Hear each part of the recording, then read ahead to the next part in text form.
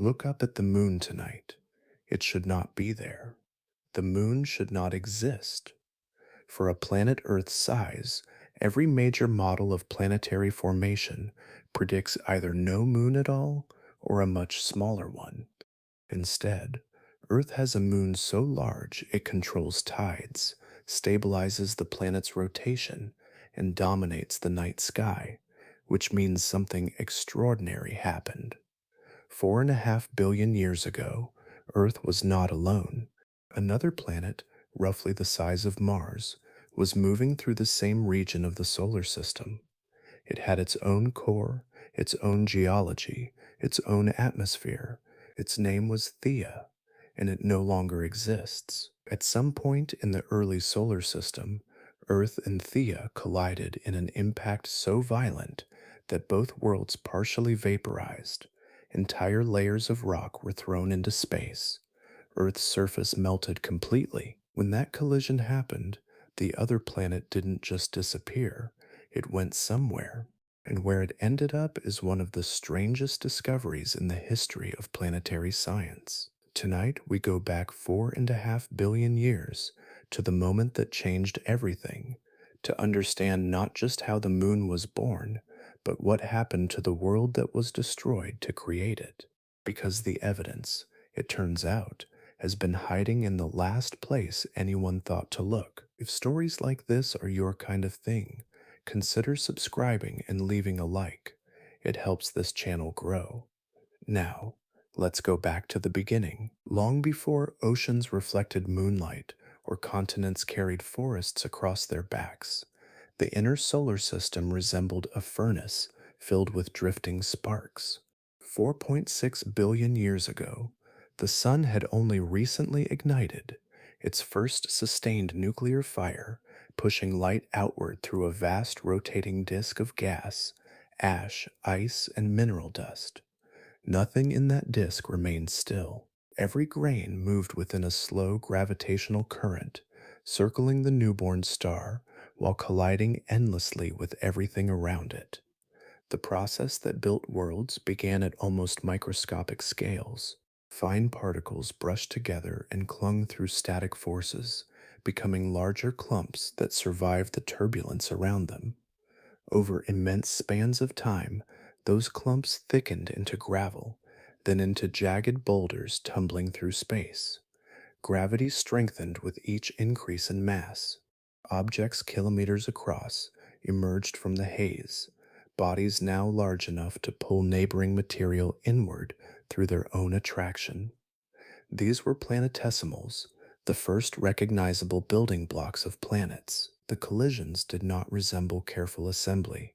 The young solar system advanced through violence. Bodies smashed together at speeds capable of liquefying rock and scattering debris across millions of kilometers. Some impacts shattered growing worlds apart, others merged them into larger forms. Every surviving object carried the scars of previous encounters while drifting toward the next.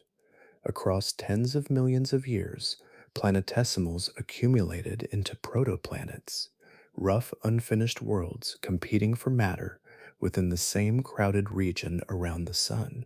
The inner solar system contained far more than the four rocky planets known today.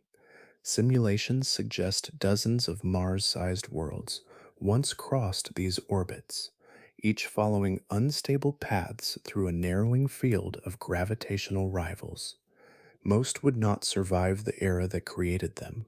Some fell into the sun, others were thrown outward into deep space. Many collided and disappeared into larger bodies, whose names would endure. Earth itself remained almost unrecognizable during this period. Its surface was not blue, green, or even solid. Heat from constant impacts, radioactive decay, and gravitational compression kept much of the planet molten. Temperatures exceeded 1,200 degrees Celsius. Vast oceans of magma rolled beneath a choking atmosphere of vaporized rock and volcanic gases. No permanent crust existed long enough to cool. No oceans condensed. The young planet spun rapidly, completing a rotation roughly every 5 or 6 hours beneath a sky crowded with incandescent debris. Within this unstable environment existed brief pockets of balance. In orbital systems, gravity sometimes creates regions where the pull between two large bodies settles into temporary equilibrium. These locations, known as Lagrange points, allow smaller objects to remain parked in relatively stable positions while moving alongside the larger orbiting bodies. One such region sat 60 degrees ahead of Earth along its path around the Sun. There, from the same drifting reservoir of silicate dust and metallic fragments that formed Earth, another world slowly began to gather itself together. It grew from nearly identical material within nearly identical sunlight, sharing the same neighborhood of the young solar system. For millions of years, the arrangement endured, two growing planets circling the sun in delicate synchrony, but stability in the early solar system was never permanent. Every collision elsewhere altered the balance slightly. Every gravitational pull accumulated over time. The crowded architecture of the young system pressed continuously against anything fragile. The two worlds continued their silent orbit together, while the mathematics beneath them slowly changed shape. The planet now called Thea existed long before any living thing on Earth had language to name worlds. Its modern name came much later, borrowed from Greek mythology, where Thea was the Titan goddess associated with brilliance and the mother of Selene, goddess of the moon. The choice carried a quiet precision. Scientists needed a name for the vanished body, whose destruction appeared written into every layer of the moon's existence, and the old myth provided one that already carried the memory of a celestial birth. For tens of millions of years, Thea remained suspended within the delicate gravitational refuge ahead of Earth along their shared orbit around the Sun. There it continued gathering material from the dense inner disk of the young solar system, accumulating silicate rock, metallic iron, nickel, and radioactive elements from the same circulating reservoir that had fed Earth itself. Its growth was gradual but relentless. By the time the surrounding region had begun to clear, Thea had reached roughly 10 to 15% of Earth's mass, comparable in size to present day Mars, spanning somewhere between 6,700 and 7,200 kilometers across. The resemblance between the two worlds extended far deeper than size alone. Earth and Thea formed so near one another that their raw ingredients were nearly identical down to the isotopic level. The ratios of oxygen isotopes, titanium signatures, and trace elemental abundances emerging within Thea's rocks would have closely mirrored those forming simultaneously inside Earth. At the atomic scale, the two planets carried almost the same chemical handwriting, a fact that would remain hidden for billions of years before becoming one of the most important clues in reconstructing their shared history. Thea itself was not an unfinished mass of debris loosely held together by gravity. Heat generated during its formation allowed the young planet to differentiate internally. Dense molten iron migrated downward through the interior, settling into a central core beneath thick layers of silicate mantle rock. Lighter materials drifted upward and cooled into an early crust. Radioactive decay and repeated impacts likely kept portions of the interior partially molten, driving volcanic activity across the surface. If someone could have stood above the early solar system and watched Thea in those distant ages, they would not have seen a wandering asteroid. They would have seen a true planet taking shape beside Earth. Yet the balance holding the two worlds apart depended on conditions that could not remain perfectly stable forever. Lagrange regions function only while gravitational forces remain delicately proportioned. As Earth continued gaining mass slightly faster than Thea, the geometry between them slowly tightened. Beyond their shared orbit, Larger planets also contributed their influence. Jupiter's enormous gravity subtly altered motions throughout the solar system, while Venus added smaller but persistent disturbances closer inward toward the Sun. None of these changes acted suddenly. Thea's orbit shifted through accumulation rather than shock, each gravitational nudge almost imperceptible on its own. Over millions of years, the stable pocket that had sheltered the planet gradually weakened. Its path around the sun stretched unevenly, then drifted farther from equilibrium. Thea did not plunge toward Earth in a dramatic descent. Instead, its orbit slowly evolved until the two worlds began crossing the same regions of space at different times, tracing intersecting paths through the inner solar system with increasing regularity. By then, the outcome had already become part of the system's underlying mathematics, unfolding quietly long before the collision itself arrived. By the time the two planets began repeatedly crossing one another's orbital paths, the solar system had already aged somewhere between 50 and 100 million years.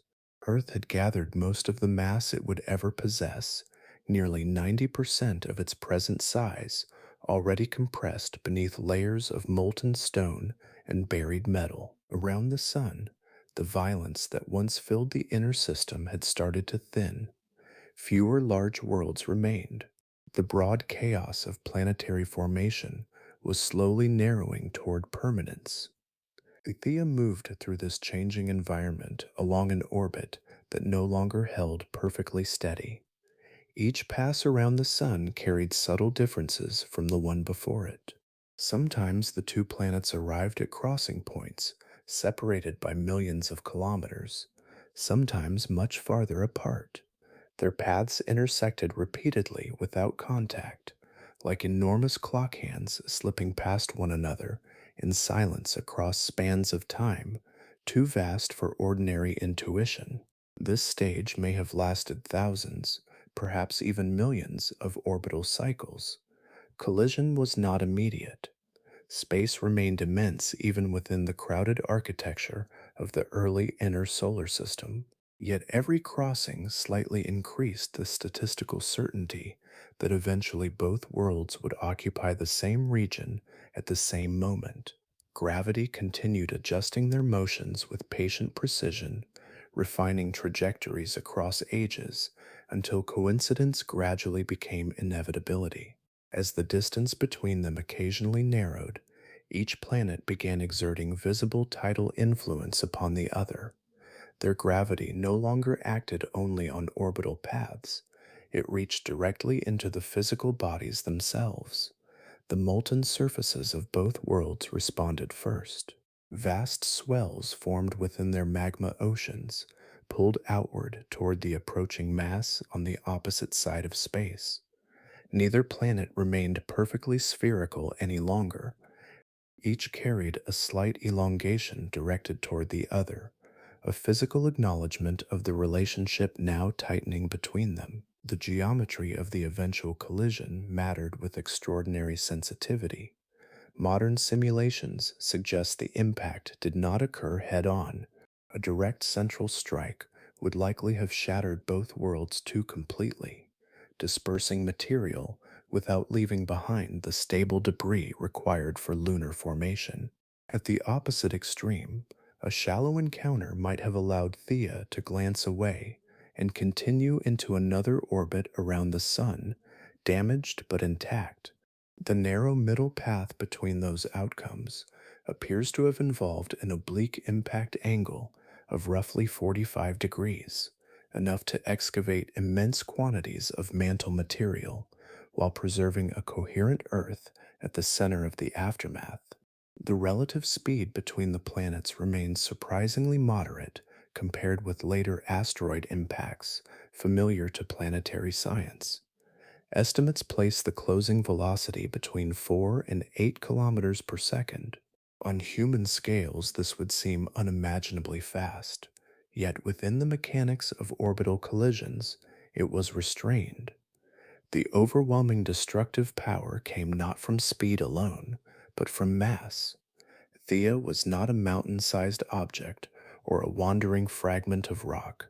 It was an entire differentiated planet carrying oceans of molten silicate and a buried metallic core. No atmosphere carried sound between them. No living organism existed to witness the final convergence. Across the dark interior of the young solar system, two worlds moved through gravitational calculations set in motion millions of years earlier. Beneath their glowing surfaces, tides rose and fell within molten stone, while the remaining distance gradually disappeared.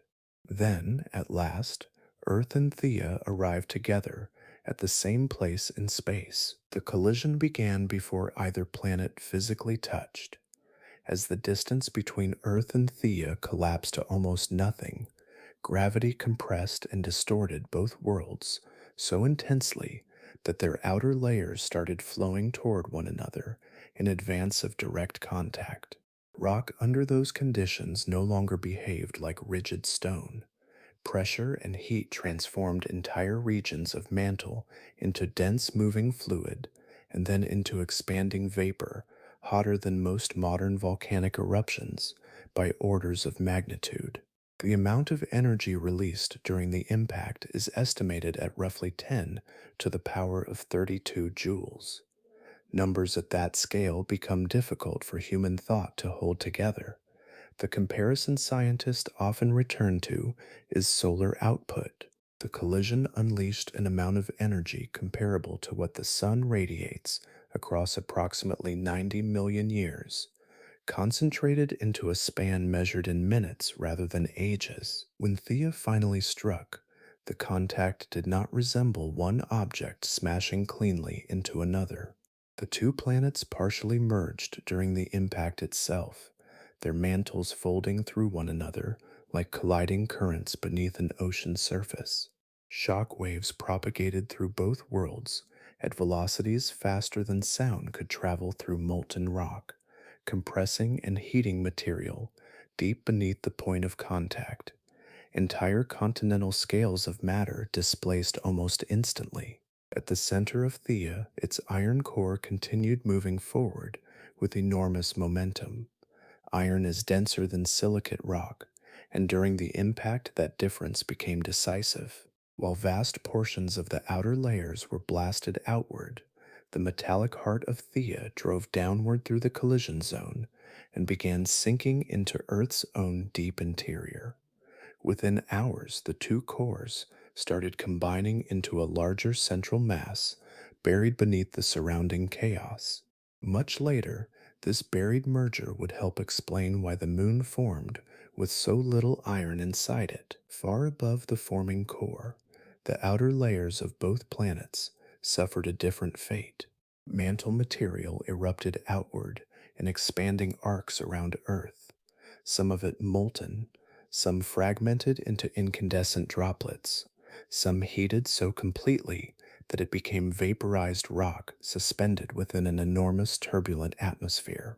Streams of ejecta wrapped themselves into orbit, while other regions crashed back onto Earth's surface in glowing sheets thousands of kilometers wide. Within approximately 1 hour, the recognizable boundary of Earth had largely disappeared beneath a swollen envelope of debris and superheated silicate vapor extending tens of thousands of kilometers into surrounding space. The planet no longer possessed stable oceans of magma confined neatly to its surface. Instead, molten material circulated outward into orbit and inward again in continuous motion, forming something closer to a partially dispersed world than a conventional planet. The oblique angle of the collision also transferred tremendous angular momentum into Earth itself. Before the impact, the young planet already rotated rapidly. Afterward, its spin accelerated dramatically. Simulations suggest Earth may have completed a full rotation once every 2 or 3 hours during the immediate aftermath. Days became brief flashes of darkness, crossing a horizon still glowing from planetary scale heat. Nothing resembling modern geology survived intact across the surface. Any earlier crust that had begun cooling during previous ages was erased beneath a newly remelted global ocean of silicate rock. Ancient chemical boundaries disappeared into violent mixing. The young Earth emerged from the first hour altered down to its deepest structure, carrying within itself the remains of another world now impossible to separate cleanly from its own. Around the wounded Earth, the aftermath settled into motion rather than silence. Material expelled during the collision no longer traveled outward as a chaotic explosion alone.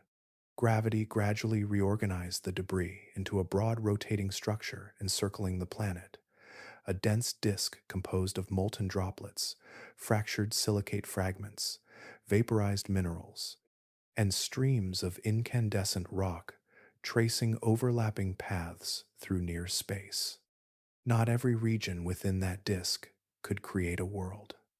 Close to Earth existed a boundary where tidal forces overpowered the ability of matter to gather itself together. This threshold is known as the Roche limit. Inside it, gravity from Earth stretched and disrupted, forming bodies faster than their own self-gravity could hold them intact. Any large, fluid object attempting to assemble there would simply be torn apart again, redistributed back into the surrounding ring. For the early Earth, that boundary sat roughly 9,500 kilometers from the planet's center. Material orbiting inside this distance remained scattered into bands and streams, endlessly colliding without stabilizing into anything permanent. Farther outward, however, the balance changed. Beyond the Roche limit, gravity finally favored accumulation over disruption. Fragments began sticking together during collisions instead of shattering apart. The speed of this transformation remains one of the most startling discoveries in modern planetary science.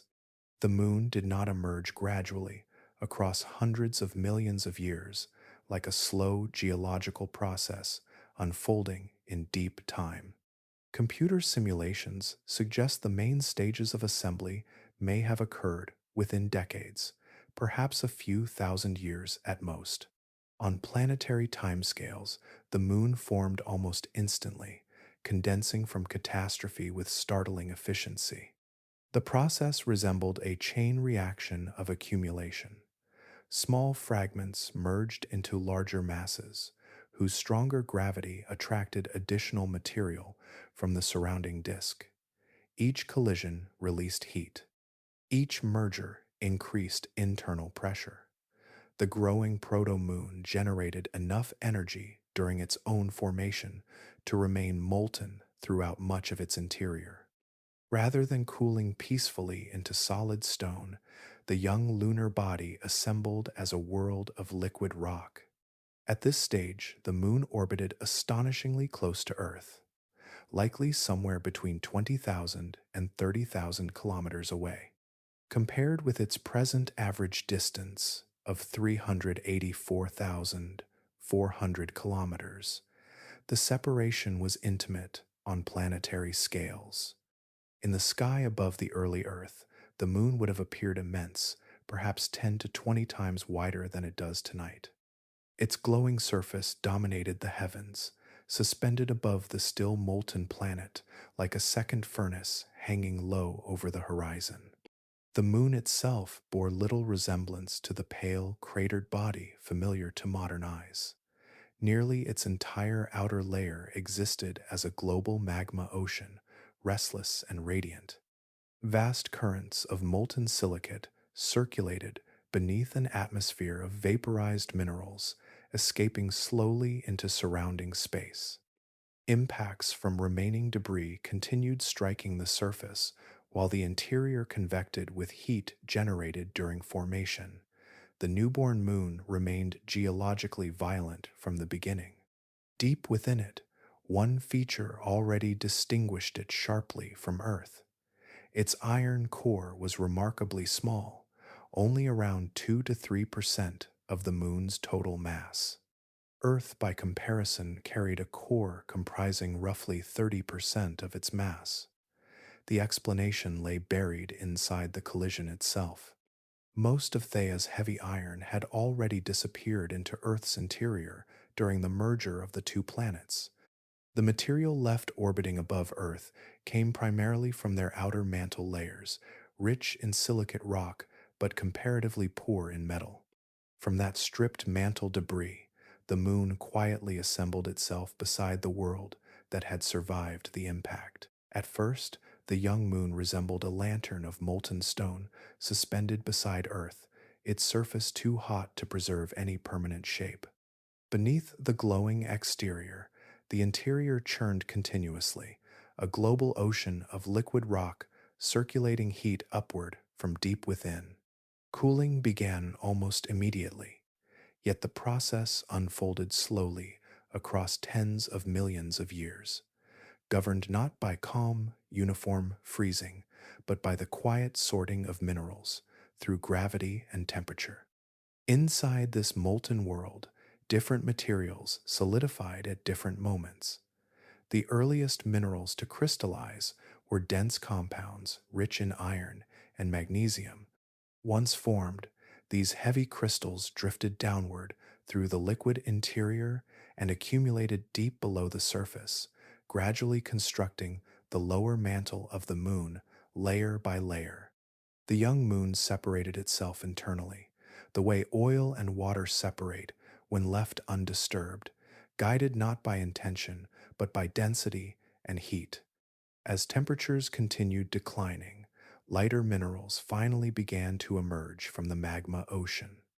Among the most important was anorthosite, a pale rock rich in aluminum and calcium.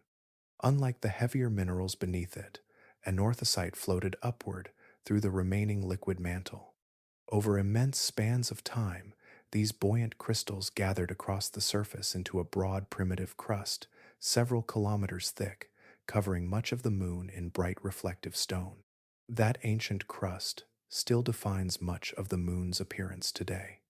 The pale highland regions visible from Earth during a full moon are composed largely of this floating anorthosite shell formed during the earliest cooling stages of lunar history. When moonlight appears silver against the night sky, much of that brightness originates from minerals that crystallized while the moon itself was still an ocean of molten rock. The cooling did not proceed equally across the entire surface. One hemisphere permanently faced Earth more closely during the moon's early evolution, and the gravitational relationship between the two worlds subtly altered how heat escaped from the lunar interior. Tidal forces generated by Earth kept the near side warmer for longer periods, preventing its crust from thickening as rapidly. The far side, exposed more directly to open space and less affected by tidal heating, radiated energy away more efficiently and developed a thicker outer shell. This imbalance became permanent. Estimates suggest the crust beneath the near side eventually stabilized at roughly 50 kilometers thick, while the far side approached closer to 70 kilometers. The difference may appear modest on planetary scales, yet it profoundly shaped the moon's future geology. Long after the magma ocean had solidified, radioactive heat lingering inside the moon continued melting portions of the mantle beneath the thinner near-side crust. Molten basalt rose upward through fractures and flooded ancient impact basins with dark volcanic plains. These broad regions became the lunar mare, the shadowed patterns visible to the naked eye that generations of human cultures transformed into imagined oceans, faces, animals, and myths. The far side remained different. Its thicker crust resisted these volcanic intrusions, preserving an older and brighter surface marked mainly by craters and rugged highlands. Even today, the two hemispheres appear almost like separate worlds sharing the same body. Across the hundreds of millions of years following its birth, the moon gradually transitioned from a molten object into a geologically layered world with a stable crust, deep mantle, and evolving surface history. Yet its transformation never fully erased the violence of its beginning. Every impact basin, every bright highland, and every dark volcanic plain carried forward the memory of those earliest cooling ages, preserving them in stone beneath the quiet light now hanging above Earth. Every night, the moon appears steady above Earth, following its familiar path with such consistency that it can feel permanent.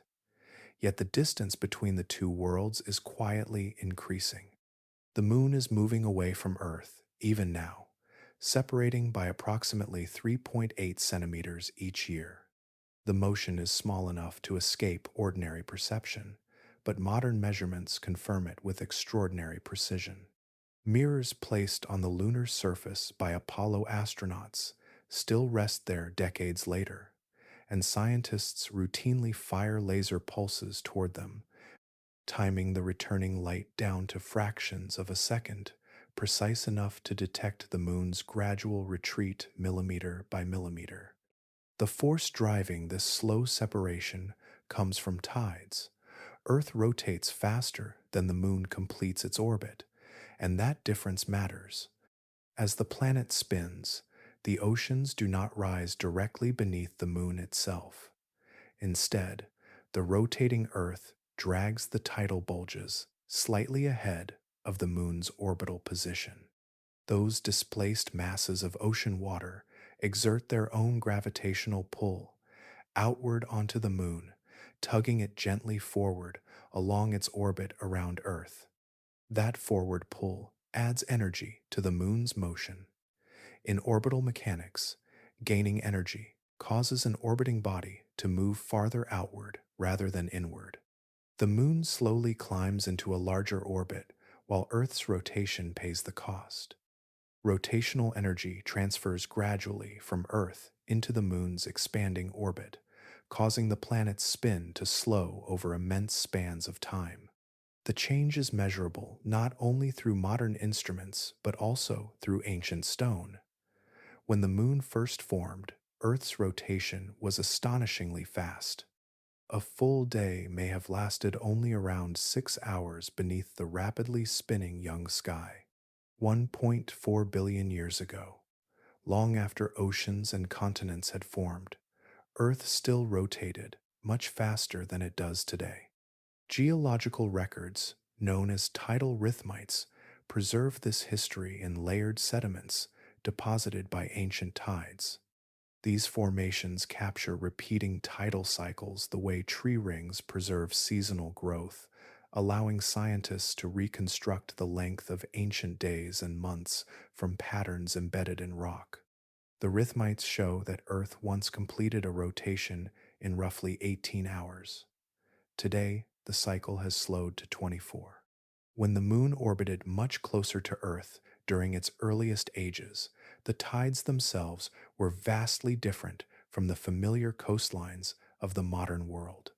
The young moon hovered only 20,000 to 30,000 kilometers away, close enough for its gravity to exert enormous influence over Earth's oceans.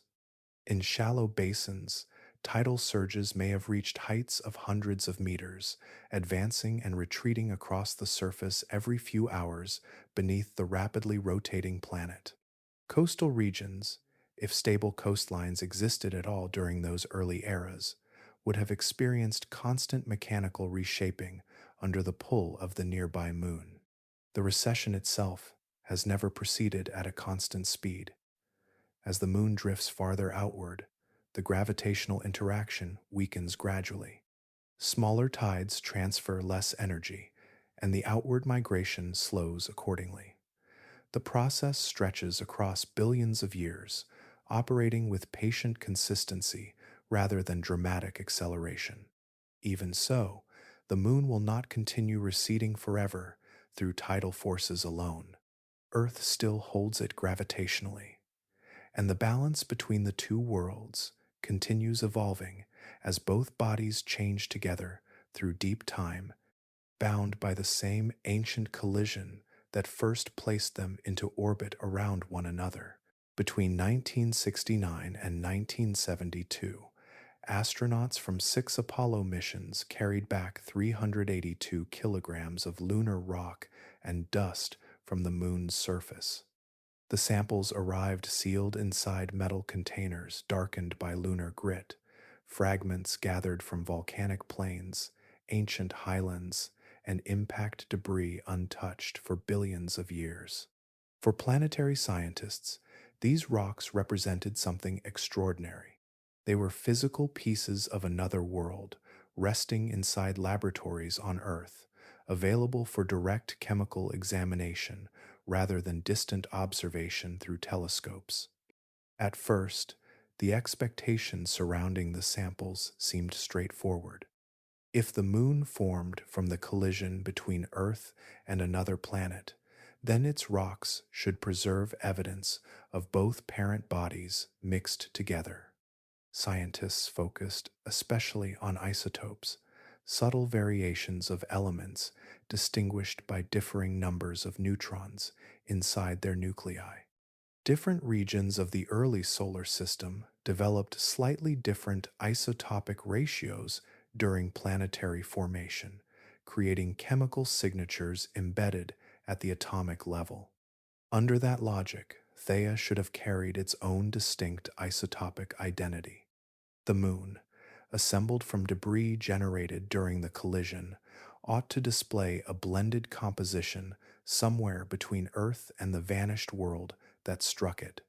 The lunar rocks should have revealed traces of two planets merged together in measurable proportions. Instead, the analyses produced something deeply unexpected. Oxygen 17 ratios matched Earth almost perfectly. Titanium 50 aligned with extraordinary precision. Chromium 54 showed the same pattern.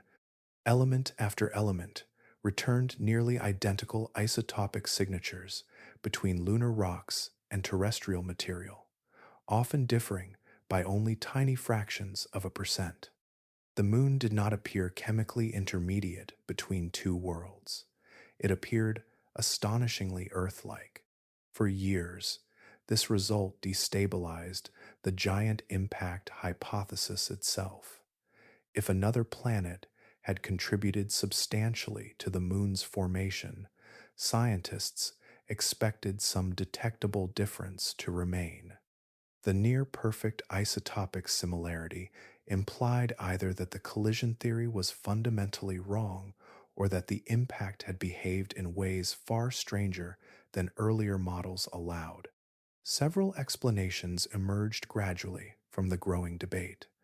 One possibility returned to the early orbital history of Thea itself. Because Earth and Thea formed so close together around the young sun, perhaps their isotopic compositions were already nearly identical before the collision ever occurred. Another explanation focused on the violence of the impact. Some researchers proposed that the collision became energetic enough to vaporize and thoroughly mix enormous portions of both worlds into a common cloud before the moon formed.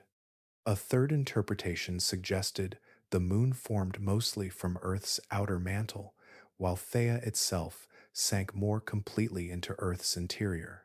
Then, in 2016, researchers Kuhn Wang and Stein Jacobson reported an important clue hidden within lunar potassium isotopes.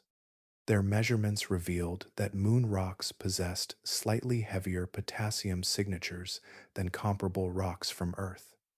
The difference was subtle, yet it carried enormous implications. Potassium isotopes separate under extreme heat, especially during large-scale vaporization events where lighter isotopes escape more easily into surrounding space. The findings suggested that the moon's material had experienced temperatures and physical conditions far beyond those expected from a relatively simple collision. Rather than weakening the giant impact hypothesis, the isotope crisis transformed it into something even larger, pushing scientists toward models where planetary destruction and vaporization occurred on scales previously considered almost unimaginable.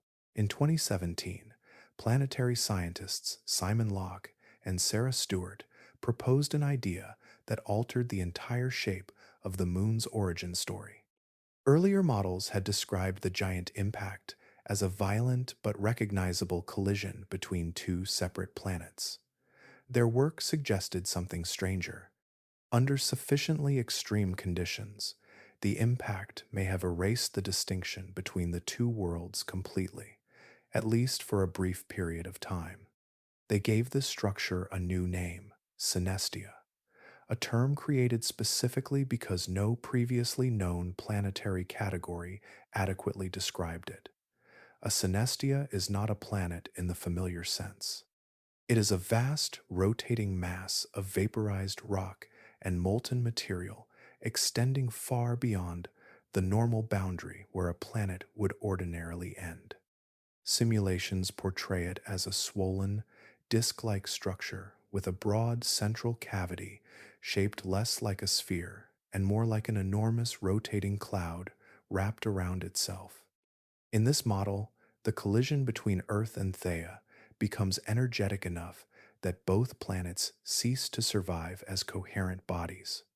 The immense temperatures generated during impact vaporize huge portions of silicate mantle into expanding rock vapor, while the angular momentum of the collision spreads the material outward into continuous rotation. There is no longer a recognizable Earth surrounded by debris. There is no remaining Thea traveling separately through space. Instead, both worlds dissolve into one connected fluid structure composed of superheated mineral vapor and molten droplets moving together around a shared center of gravity. Inside such an environment, the isotope crisis changes character entirely. Earlier models struggled to explain why lunar rocks resembled Earth so closely at the atomic level. Within a synestia, however, the distinction between terrestrial material and Thean material effectively disappears. Everything circulates through the same vaporized structure, exchanging heat and chemistry continuously. The original isotopic signatures blend together into a single homogenized composition before the moon ever begins to form. The moon itself emerges differently under this scenario. Rather than assembling only from a ring orbiting outside a surviving Earth, lunar material condenses gradually from the cooling outer regions of the synestia. As temperatures decline, droplets of molten silicate begin precipitating out from the surrounding vapor, gathering into larger accumulations within the rotating structure itself. Over time, these droplets merge and organize into the growing body that will become the moon, forming not outside the catastrophe but within it.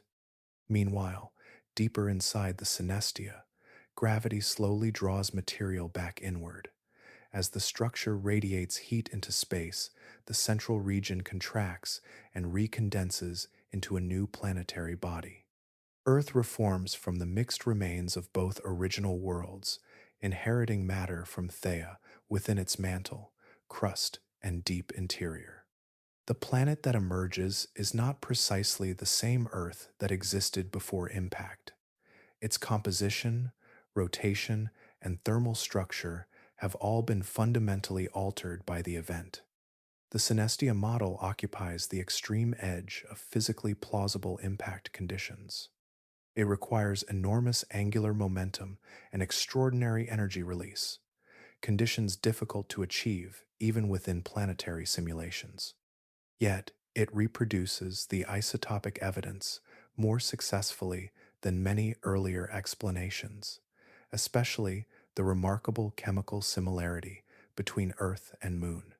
Under this view, the familiar pair hanging in the night sky today originated from a single rotating body of vaporized stone, briefly transforming two separate planets into one shared structure before cooling divided them once again.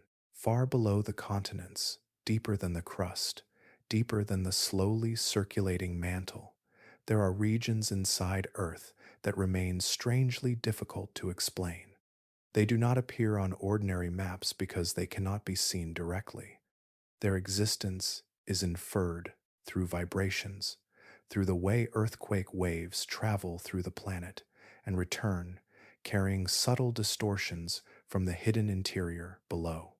In 2023, a research team led by Chen Yuan at California Institute of Technology proposed that these mysterious structures may not be ordinary geological formations at all.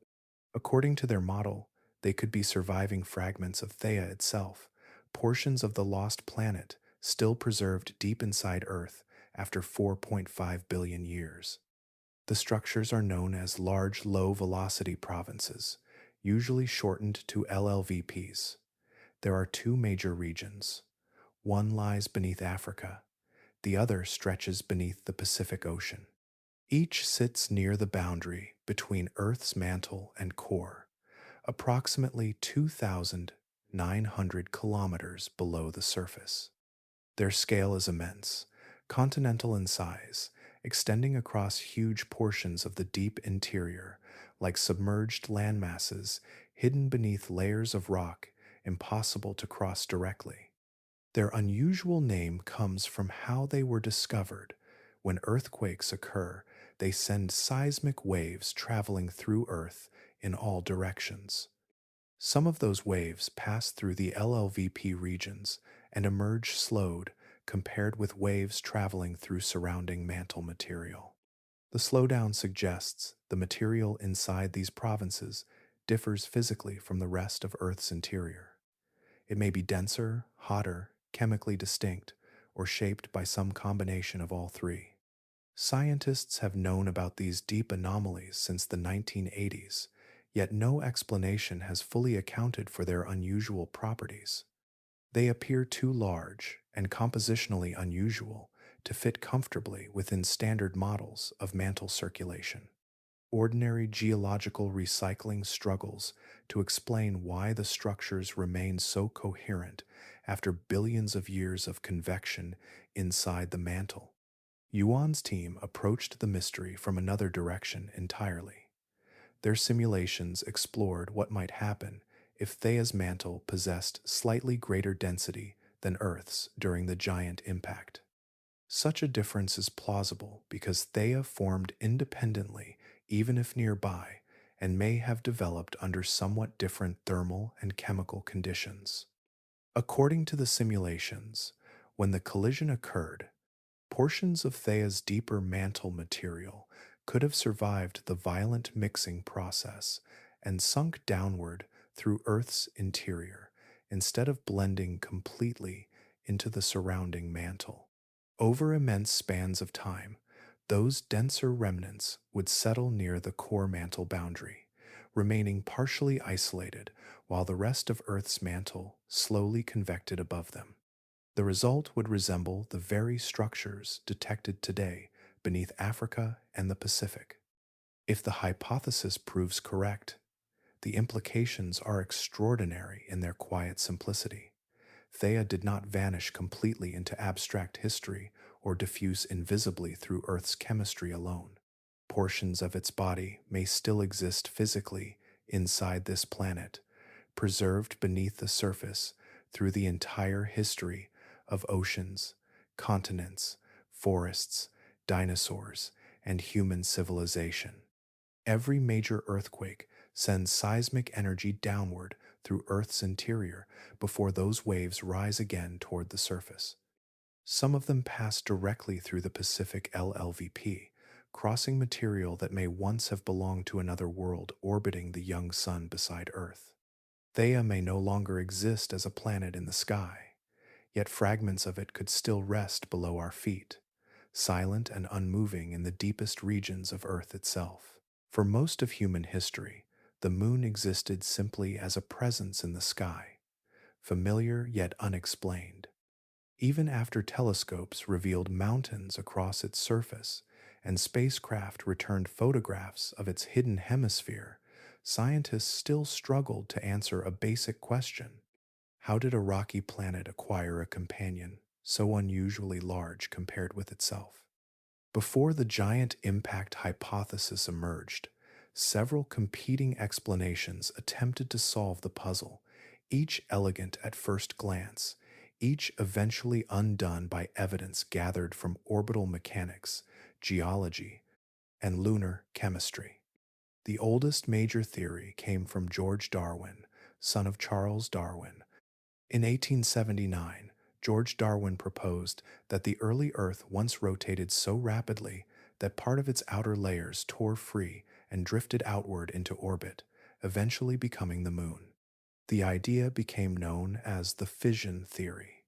Some even speculated that the Pacific Ocean basin marked the place where the material had separated from Earth, though plate tectonics later showed the ocean floor to be far younger than the Moon itself. At first, the concept carried a certain simplicity. The Moon's composition resembled Earth's outer layers more than its deep interior, which seemed broadly consistent with the idea of material spun outward from the planet's surface. Yet the physics proved deeply problematic. To eject enough material into orbit, Earth would have needed to rotate once every 2 or 3 hours, far faster than most models considered physically realistic for a young rocky planet. Even more difficult, scientists found no convincing mechanism capable of slowing such an extreme rotation to the 24-hour day Earth possesses now. Another explanation imagined the Moon as a wandering object formed elsewhere in the solar system before later becoming trapped by Earth's gravity. This became known as the capture theory. The concept resembled the origins of some irregular moons orbiting the giant planets, bodies believed to have been gravitationally captured long ago during close encounters. But orbital dynamics resisted the idea almost immediately. A passing object approaching Earth at planetary scales carries enormous kinetic energy. Without some efficient way to remove that energy, gravitational capture rarely succeeds. The incoming body almost always either crashes directly into the planet or swings past and escapes back into space. The Moon's present orbit complicated matters further. Captured objects generally retain elongated, highly elliptical orbits, reflecting their chaotic arrival. The Moon instead follows a comparatively stable and near circular path around Earth, difficult to reconcile with simple capture. The third theory proposed that Earth and Moon formed side by side from the same surrounding material, gradually growing together during the earliest stages of solar system formation. This co-accretion model explained their similar isotopic chemistry more naturally than earlier ideas. Yet it encountered a major contradiction buried deep within the Moon itself. Compared with Earth, the Moon contains remarkably little iron. Earth's core accounts for roughly 30% of its total mass, while the Moon's tiny core comprises only around 2 or 3%. If both worlds formed together from the same material reservoir under similar conditions, scientists expected their internal compositions to resemble one another far more closely. By the mid-1970s, the older theories had accumulated too many unresolved problems to remain fully convincing. In 1975, William Hartmann and Donald Davis formally proposed the giant impact hypothesis, followed independently in 1976 by Alastair Cameron and William Ward. At first, the idea sounded almost excessively dramatic, a Mars-sized planet striking Earth during its infancy. Yet, as computer simulations improved and lunar evidence accumulated, the theory survived each new test more successfully than its rivals, gradually becoming the dominant explanation not through spectacle, but through endurance against the evidence itself. Long after the Moon cooled enough for crust to harden across its surface, the inner solar system entered another restless age. The planets had largely assembled into recognizable worlds by then, yet the architecture of the solar system remained unstable beneath the calm appearance of orbiting spheres. Far beyond the rocky planets, The giant worlds continued shifting gradually through space, carrying their immense gravity with them, like moving tides across a crowded sea of debris. Between roughly 4.1 and 3.8 billion years ago, those slow migrations altered the trajectories of countless smaller bodies. As Jupiter and Saturn adjusted their orbits, their combined gravitational influence disturbed large regions of the asteroid belt and outer solar system reservoirs. Rocky fragments, some mountain-sized and others hundreds of kilometers across, were redirected inward toward the Sunday. The result was a prolonged era of impacts, now known as the Late Heavy Bombardment. The Moon preserves this chapter with unusual clarity. Across its face lie enormous circular basins formed during that ancient barrage, scars so large they remain visible from Earth with nothing more than binoculars. Mare Imbrium, Mare Serenitatis, and Mare Crisium are among the most prominent. Their surfaces appear smooth and dark today, because later volcanic lava flooded the original impact depressions, but beneath those plains remain the structures excavated by collisions of almost unimaginable force. Apollo samples returned from these basins revealed something striking. Many clustered tightly in age between approximately 3.8 and 4.1 billion years old. Rather than reflecting a random spread of impacts across endless time, the dates suggested a concentrated interval during which the inner solar system endured an elevated rate of bombardment. The Moon had quietly retained a chronological record of events Earth itself no longer possessed. Earth experienced the same bombardment.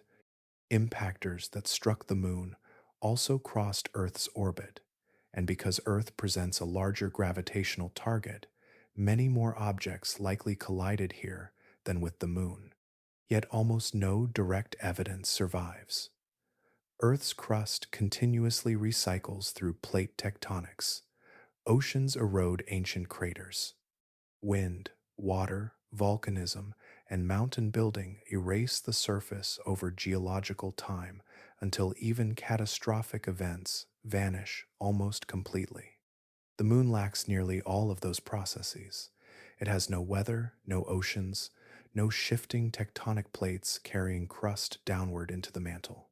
Once an impact forms on the lunar surface, it can persist for billions of years with only gradual modification from smaller strikes and slow space weathering. The Moon, therefore, became an archive, preserving chapters of solar system history that Earth rewrote over and over again until the original pages disappeared. This violent interval overlaps intriguingly with the oldest evidence for life on Earth. Microbial organisms may already have existed while impacts continued hammering the surface. Some researchers suggest that life survived within protected environments deep beneath the oceans, especially around hydrothermal vent systems where liquid water, chemical energy, and shelter from surface devastation remained available even during periods of intense bombardment. Not every scientist agrees the late heavy bombardment occurred as a sharply defined spike. Some argue it may represent the declining tail of continuous impacts left over from planetary formation itself. The debate remains active because the evidence is ancient and incomplete. Yet the concentration of basin ages in lunar rocks continues to anchor the discussion. Each cratered plain, visible across the Moon tonight, belongs to that distant era. The scars remain where they formed, undisturbed through almost the entire history of life on Earth, preserving the memory of a solar system that once moved through a far more dangerous sky. Every night, for the entirety of recorded human history, the Moon has turned the same face toward Earth. Ancient civilizations mapped patterns across its bright and dark regions. Sailors navigated by it, poets described it, and astronomers sketched it through telescopes. Yet no human being saw the opposite hemisphere until the middle of the 20th century.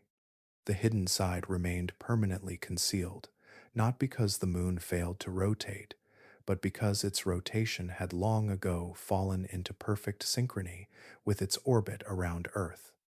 This condition emerged gradually through a process known as tidal locking. In the moon's distant past, shortly after its formation, the young lunar body rotated more quickly than it orbited Earth. During that era, Earth's gravity exerted uneven force across the moon's interior, stretching it slightly into an elongated shape rather than a perfect sphere. The resulting distortion created a subtle tidal bulge within the moon itself, a permanent asymmetry pulled toward Earth by gravity. As the moon rotated, that bulge did not remain perfectly aligned with Earth. The offset allowed Earth's gravity to exert torque across the moon's body, steadily draining rotational energy away over immense spans of time. The process resembled a quiet mechanical braking system operating continuously across hundreds of millions of years. Gradually, the moon's spin slowed until one complete rotation matched exactly one orbital revolution around Earth. At that point, the braking effect largely disappeared. The tidal bulge settled into alignment, facing Earth permanently, locking one hemisphere toward the planet below, while the opposite side turned forever outward into space. From Earth, the result appears almost uncanny. The moon seems motionless in orientation despite constantly traveling through orbit. The hidden hemisphere remained unknown until October 7, 1959, when the Soviet spacecraft Luna 3 transmitted the first photographs of the lunar far side. The images surprised scientists immediately. The moon's familiar near side contains broad, dark plains called Maria, ancient volcanic basins visible even to the unaided eye. The far side looked entirely different, pale and densely cratered, almost devoid of those dark volcanic regions. One enormous structure dominates the far side landscape, the South Pole Aitken Basin, an impact basin roughly 2,500 kilometers across and approximately 8 kilometers deep.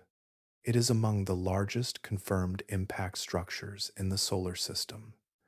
Yet even there, volcanic flooding remained remarkably limited compared with the near side. The explanation traces back to the moon's earliest cooling history. The hemisphere facing Earth retained more internal heat because tidal interactions with Earth concentrated additional warming there over long periods. Its crust therefore remained thinner. On the far side, heat escaped more efficiently into open space, allowing a thicker crust to develop.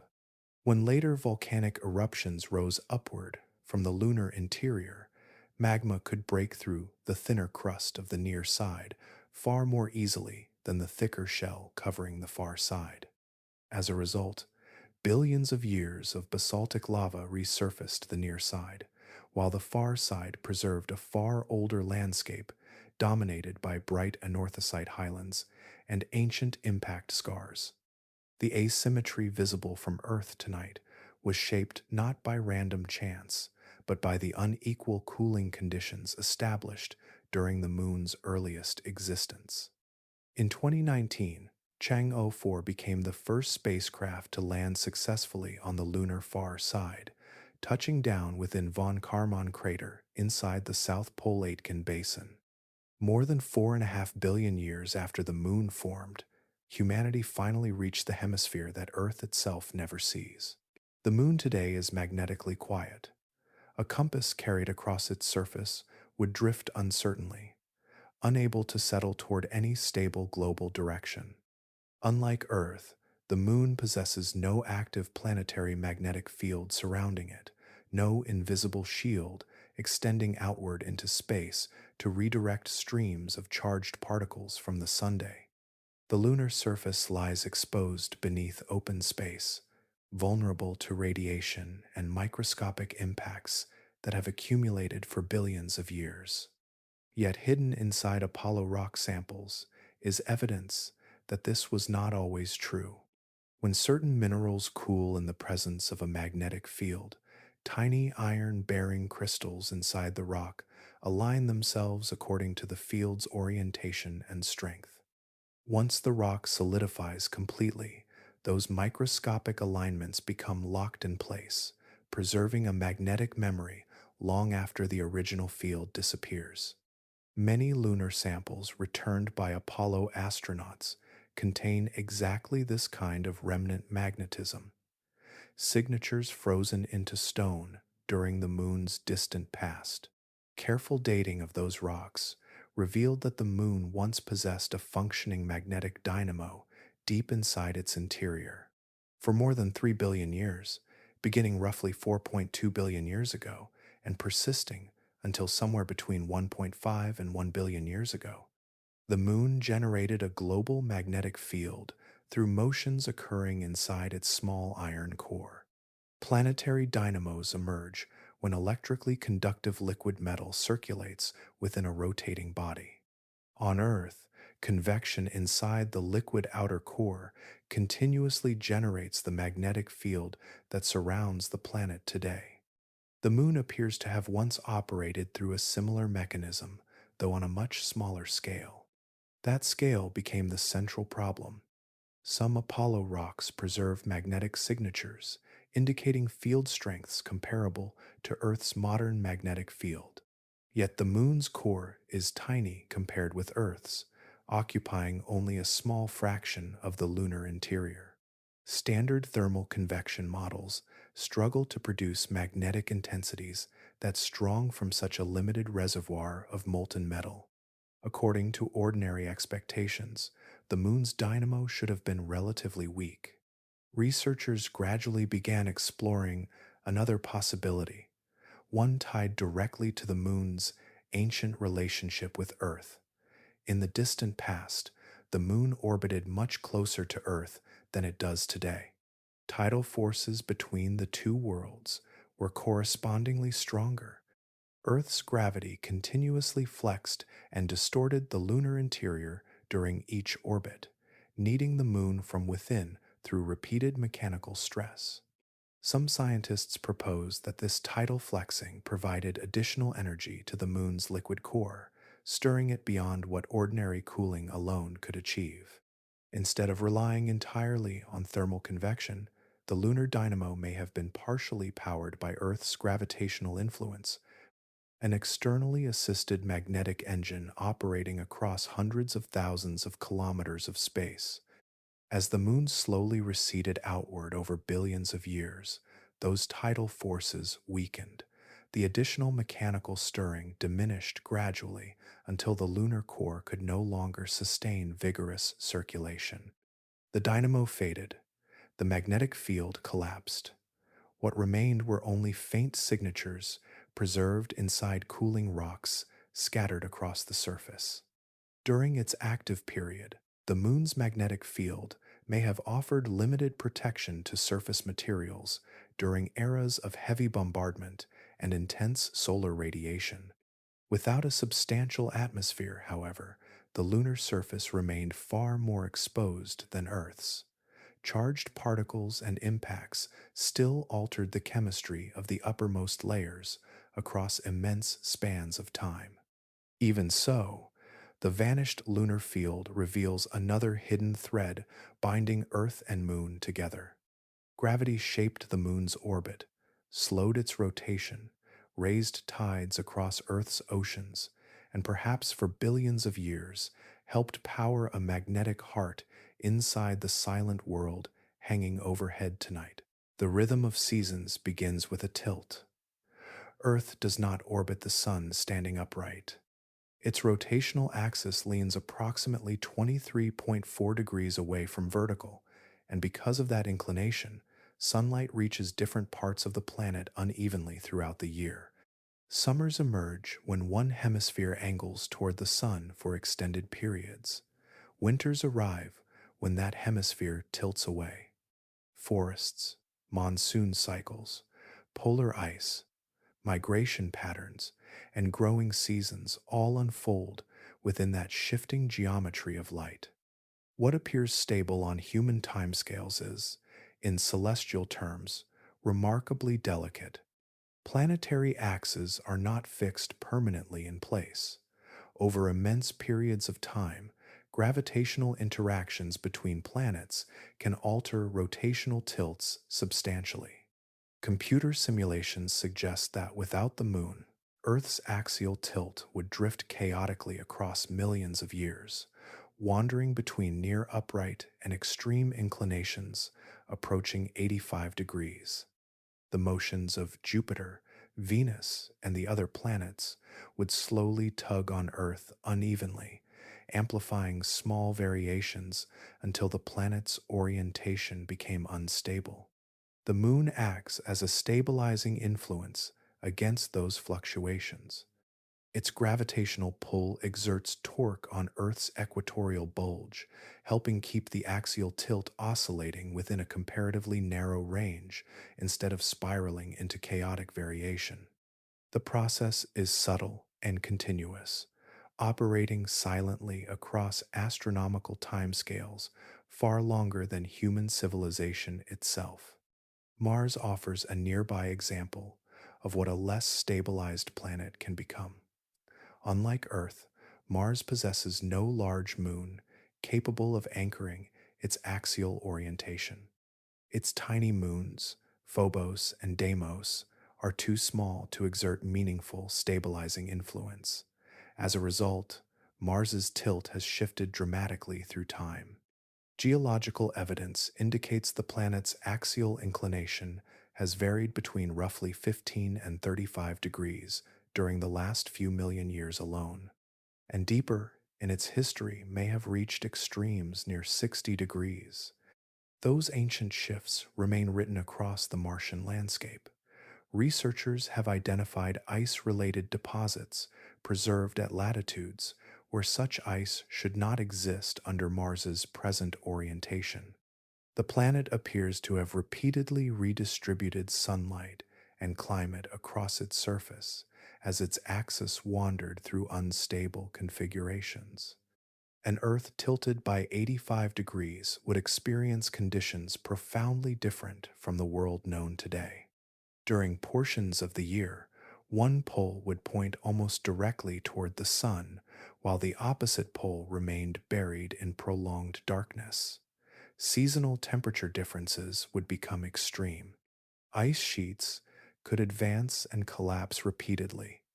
Atmospheric circulation and ocean currents would reorganize under radically changing solar heating patterns.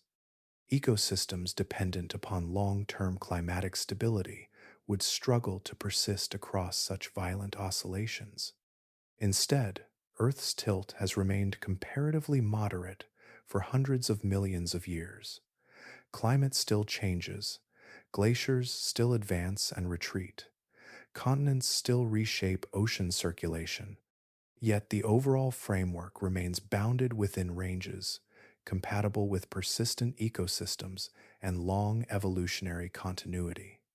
Forests stabilize soils. Oceans maintain recurring circulation patterns.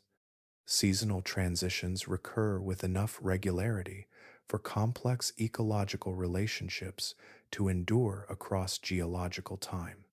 The Moon did not form with any intention of producing those conditions. The collision that created it was governed only by gravity, momentum, and chance geometry within the early solar system.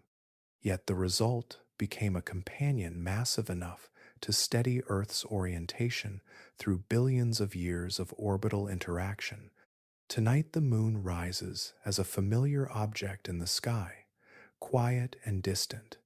At the same time, its gravity continues exerting influence on the entire planet below, helping preserve the long climatic stability within which forests grew, oceans circulated, and eventually conscious life emerged beneath its light. Twice each day, the oceans rise toward the Moon, shorelines disappear beneath advancing water, then slowly return as the sea withdraws again.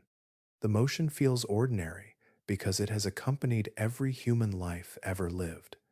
Yet tides are among the most powerful repeating forces acting anywhere on Earth's surface.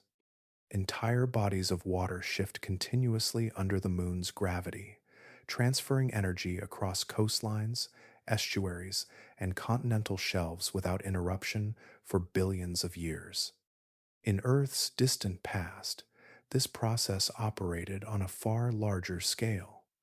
The young moon orbited much closer to Earth than it does now, and gravitational force weakens rapidly with distance. A nearer moon meant dramatically stronger tides. Ocean water surged through shallow basins with far greater intensity, while the moon's faster orbit caused tidal cycles to occur over intervals measured in hours, rather than the longer rhythms familiar today. Some early coastlines may have experienced tidal ranges reaching hundreds of meters. Vast stretches of seafloor alternated rapidly between flooding and exposure, creating unstable boundaries where ocean and land repeatedly overtook one another. Coastal environments during that era were shaped by constant motion, erosion, and mixing. That tidal energy influenced more than coastlines alone. Stronger tides churned the oceans themselves, circulating heat and dissolved minerals throughout shallow marine regions. Layers of water that might otherwise remain separated became repeatedly stirred together. Nutrients, chemical compounds, and thermal gradients dispersed through the seas with unusual efficiency. Conditions varied rapidly across short distances, producing diverse environments where primitive chemistry could unfold under constantly changing circumstances. Some scientists suspect these energetic tidal systems may have contributed to the emergence of early life. The idea remains uncertain, yet the timing overlaps intriguingly with the oldest evidence for microbial ecosystems on Earth. Tidal regions repeatedly concentrated minerals, exposed surfaces to cycles of wetting and drying, and maintained strong chemical exchange between ocean water and exposed rock. As the moon gradually moved farther away, tides weakened and stabilized, yet the retreating oceans continued shaping life through another mechanism. Along coastlines, tidal zones formed where organisms endured regular transitions between submerged and exposed conditions. These environments became among the richest ecological regions on Earth, filled with fluctuating oxygen levels, shifting salinity, changing temperatures, and repeated exposure to open air. Creatures living there faced unusual evolutionary pressures. Organisms trapped temporarily in shallow pools survived only if they tolerated brief periods outside full marine conditions. Over millions of generations, natural selection favored structures and behaviors, allowing survival during those intervals. Stronger fins capable of supporting weight, primitive air-breathing adaptations, and resistance to dehydration gradually became advantageous within tidal ecosystems. Some evolutionary biologists propose that the transition of animal life from water onto land may have been shaped partly by these repeated tidal cycles. The earliest vertebrates, exploring muddy shorelines and isolated pools, were responding to environments continuously created by the moon's pull across Earth's oceans. The process unfolded slowly across immense spans of time, long before forests, reptiles, or mammals existed. Yet throughout it all, the moon remained overhead, guiding tides through the same gravitational relationship established after the giant impact. Tonight, those forces continue. The oceans still rise toward the moon and fall away again, repeating motions older than continents in their present form, older than complex life itself, carrying forward a rhythm that may once have helped living creatures leave the sea behind. Inside sealed containers carried back through Earth's atmosphere, the Apollo astronauts transported fragments of another world. Between 1969 and 1972, 6 missions gathered 382 kilograms of lunar material from different regions of the moon's surface. No other extraterrestrial body has contributed such a large collection of directly returned geological samples. Decades later, China's Chang'e 5 mission added younger volcanic material from the lunar near side, and Chang'e 6 returned the first samples ever collected from the far side in 2024. Under laboratory lights, the rocks revealed a world both familiar and profoundly altered. Lunar material falls broadly into three categories. Dark volcanic basalts came from the Mare Plains, where ancient lava once spread across immense impact basins. Pale anorthosites originated in the primordial highland crust formed during the cooling of the lunar magma ocean. A third category, breccias, preserved the violence of repeated impacts. These rocks had been shattered into fragments by collisions, then compressed and fused together again by later strikes, recording cycles of destruction layered across immense spans of time. One discovery appeared almost immediately. Lunar rocks were astonishingly dry. Equivalent volcanic rocks on Earth contain measurable water trapped within their minerals, often reaching concentrations of parts per million or more. Lunar basalts carried only traces, sometimes measured in mere parts per billion. The difference pointed back toward the moon's origin. Whatever material formed the moon had endured temperatures so extreme that volatile compounds were largely stripped away. Water, carbon dioxide, sulfur compounds, and other easily vaporized substances escaped into space during the aftermath of the giant impact. The chemistry of the rocks strengthened that conclusion further. Lunar samples were enriched in refractory elements, substances capable of surviving enormous heat without vaporizing easily. Titanium, aluminum, and calcium appeared in unusually high abundances, while volatile elements remained severely depleted. The pattern matched predictions for matter that had once existed inside a superheated cloud of molten and vaporized rock before cooling again. Some of the Mare basalts carried another quiet surprise. Radiometric dating showed that volcanic eruptions on the moon continued far longer than once expected. Certain flows solidified approximately 1.2 billion years ago, meaning the moon remained internally active deep into Earth's middle geological age, long after its battered surface appeared ancient and still from a distance. The newer Chang'e missions widened the story further. Chang'e 5 retrieved young volcanic material from Oceanus Procellarum, helping refine the timeline of late lunar volcanism. Chang'e 6 traveled somewhere never sampled before, the far side South Pole Aitken Basin, a colossal impact structure stretching roughly 2,500 kilometers across. Many planetary scientists suspect the basin-forming collision excavated material from deep within the lunar mantle itself. If that interpretation proves correct, the far side samples may contain minerals originating from layers hidden beneath the moon's crust since its earliest formation. Tiny crystals inside those rocks could preserve chemical conditions dating back almost 4.5 billion years, when the moon still glowed with internal heat, and Earth circled nearby beneath a sky filled by a far larger lunar disk.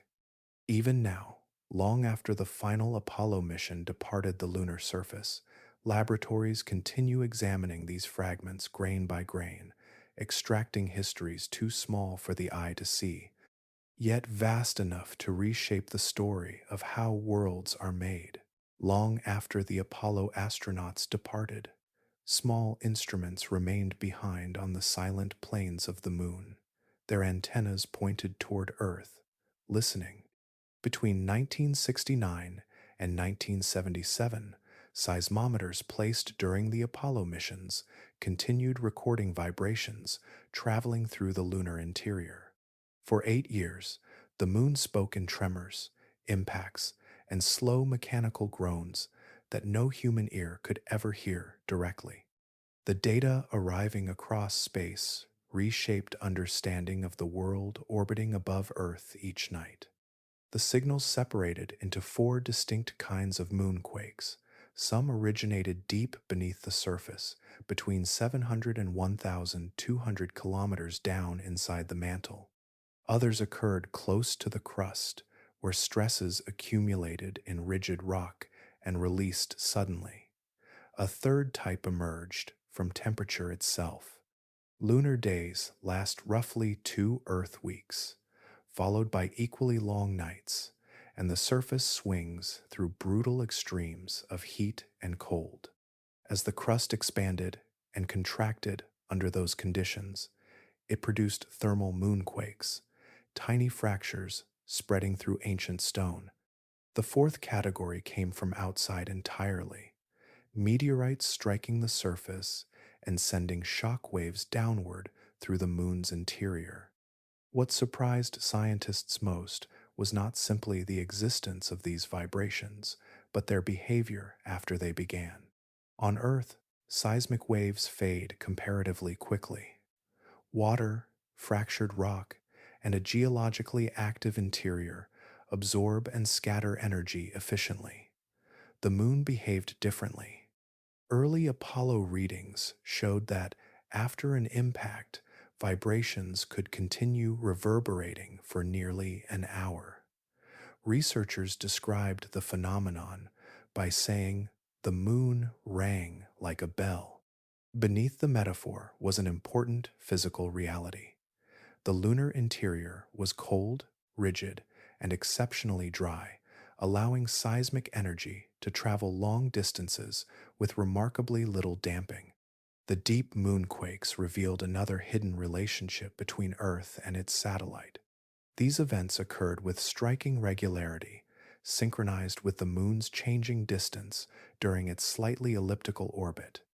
Even after billions of years of recession, Earth's gravity continues flexing the moon internally, kneading rock deep beneath the crust. The tidal forces are subtle compared to the violence that created the moon, yet they remain measurable, rhythmically squeezing the lunar interior generation after generation. As the seismic records accumulated, the moon's internal anatomy gradually emerged. The crust proved thinner than many earlier estimates, averaging roughly 50 kilometers in thickness. Beneath it stretched a rocky mantle, extending to approximately 1,400 kilometers depth. Deeper still sat a remarkably small core, divided into a liquid outer region about 330 kilometers in radius, and a solid inner core approximately 240 kilometers wide.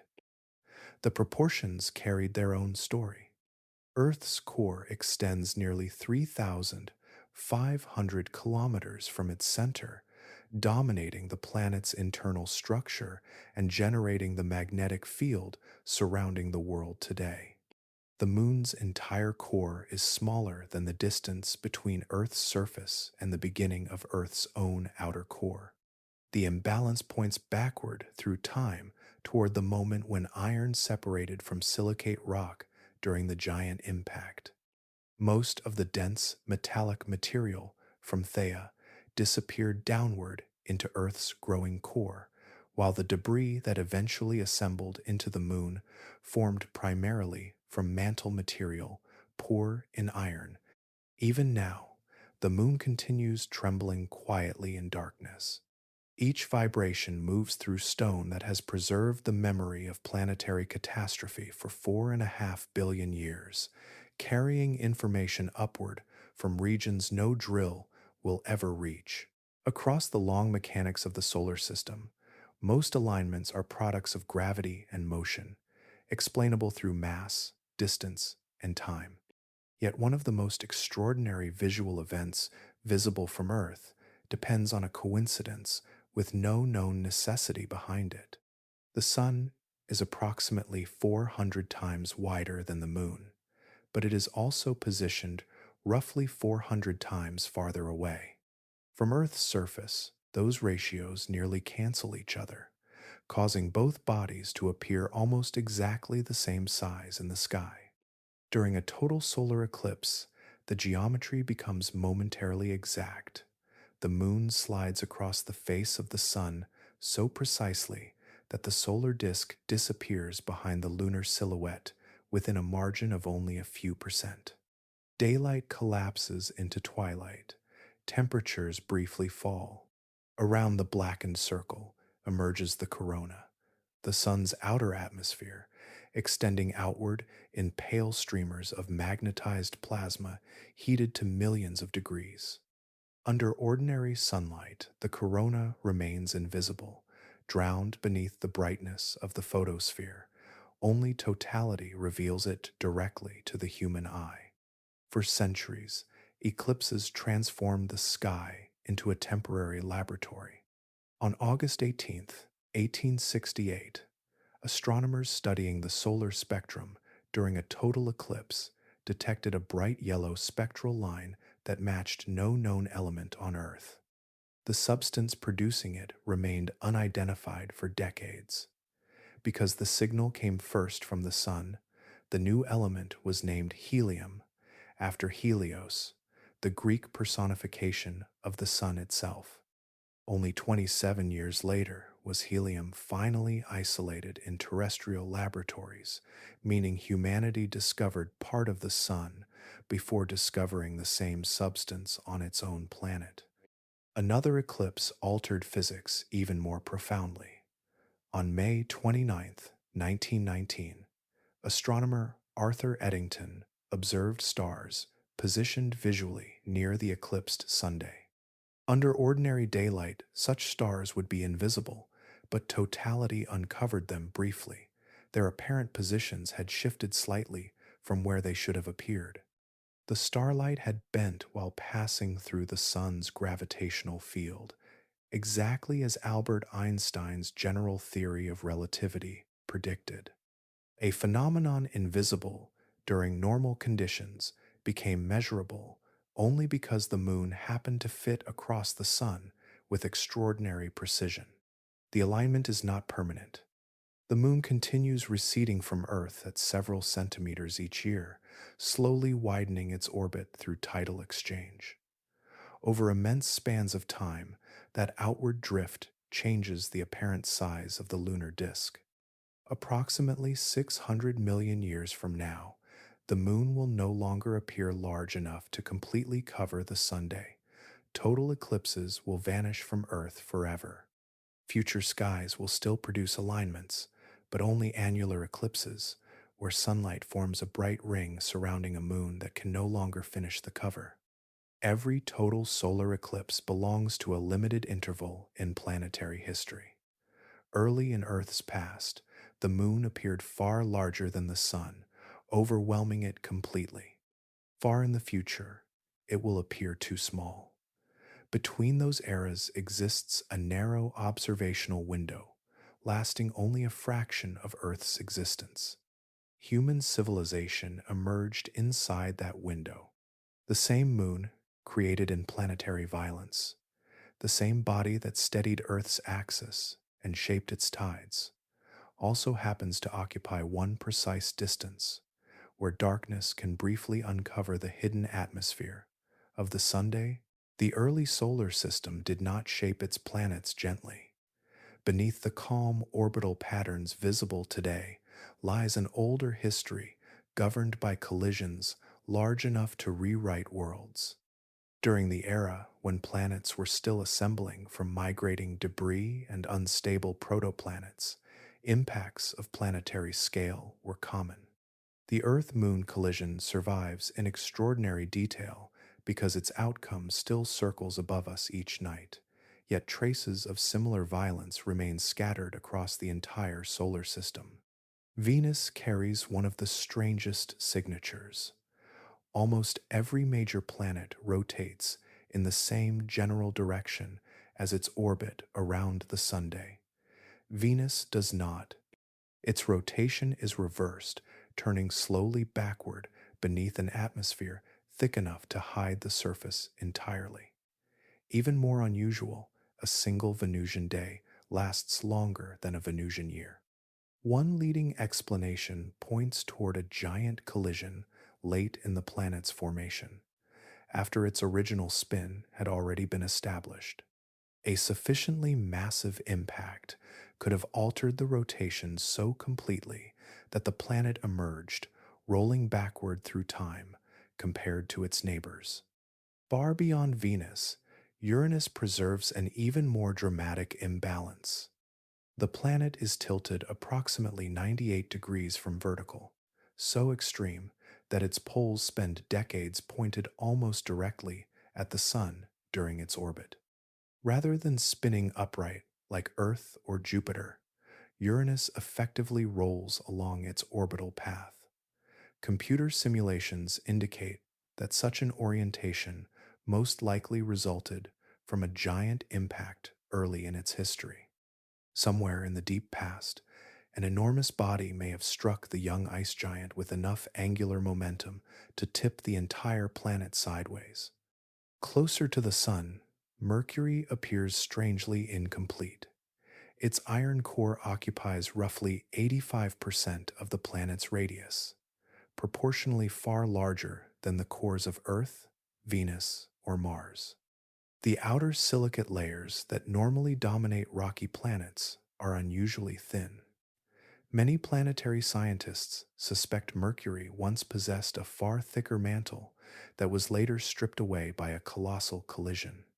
The impact may have blasted much of the lighter rock into space, while leaving the dense metallic core largely intact, producing the compact iron-rich world that survives today. Even the distant outer solar system preserves echoes of this same process. Pluto and Charon form a binary arrangement unlike any other major planet-moon system. Charon measures about 51% of Pluto's diameter, so large relative to Pluto that both bodies orbit a shared center located outside Pluto itself. Their synchronized relationship resembles a scaled version of the Earth-Moon system, and most formation models trace it back to a giant collision among icy bodies in the outer reaches of the young solar system. These scattered clues reveal a broader pattern. Planetary formation was not a tidy process of steady accumulation alone. Worlds collided, merged, overturned, and in some cases partially destroyed one another while competing for stable orbits around the Sunday. Some impacts altered spin. Others removed atmospheres or stripped away crusts and mantles. A few produced moons massive enough to become permanent gravitational partners. Earth's collision with Thea was therefore not an isolated catastrophe suspended outside normal planetary history. It belonged to the same violent era that reshaped Venus, tilted Uranus, transformed Mercury, and forged Pluto's strange companion system. The solar system visible tonight emerged from repeated episodes of destruction vast enough to rearrange entire planets, leaving permanent signatures written into their rotations, interiors, and moons. The moon visible above Earth tonight belongs only to the present arrangement of the Earth-Moon system, one temporary geometry within a history stretching across 4.5 billion years. Its distance, brightness, orbital speed, and apparent size have changed continuously since the aftermath of the giant impact.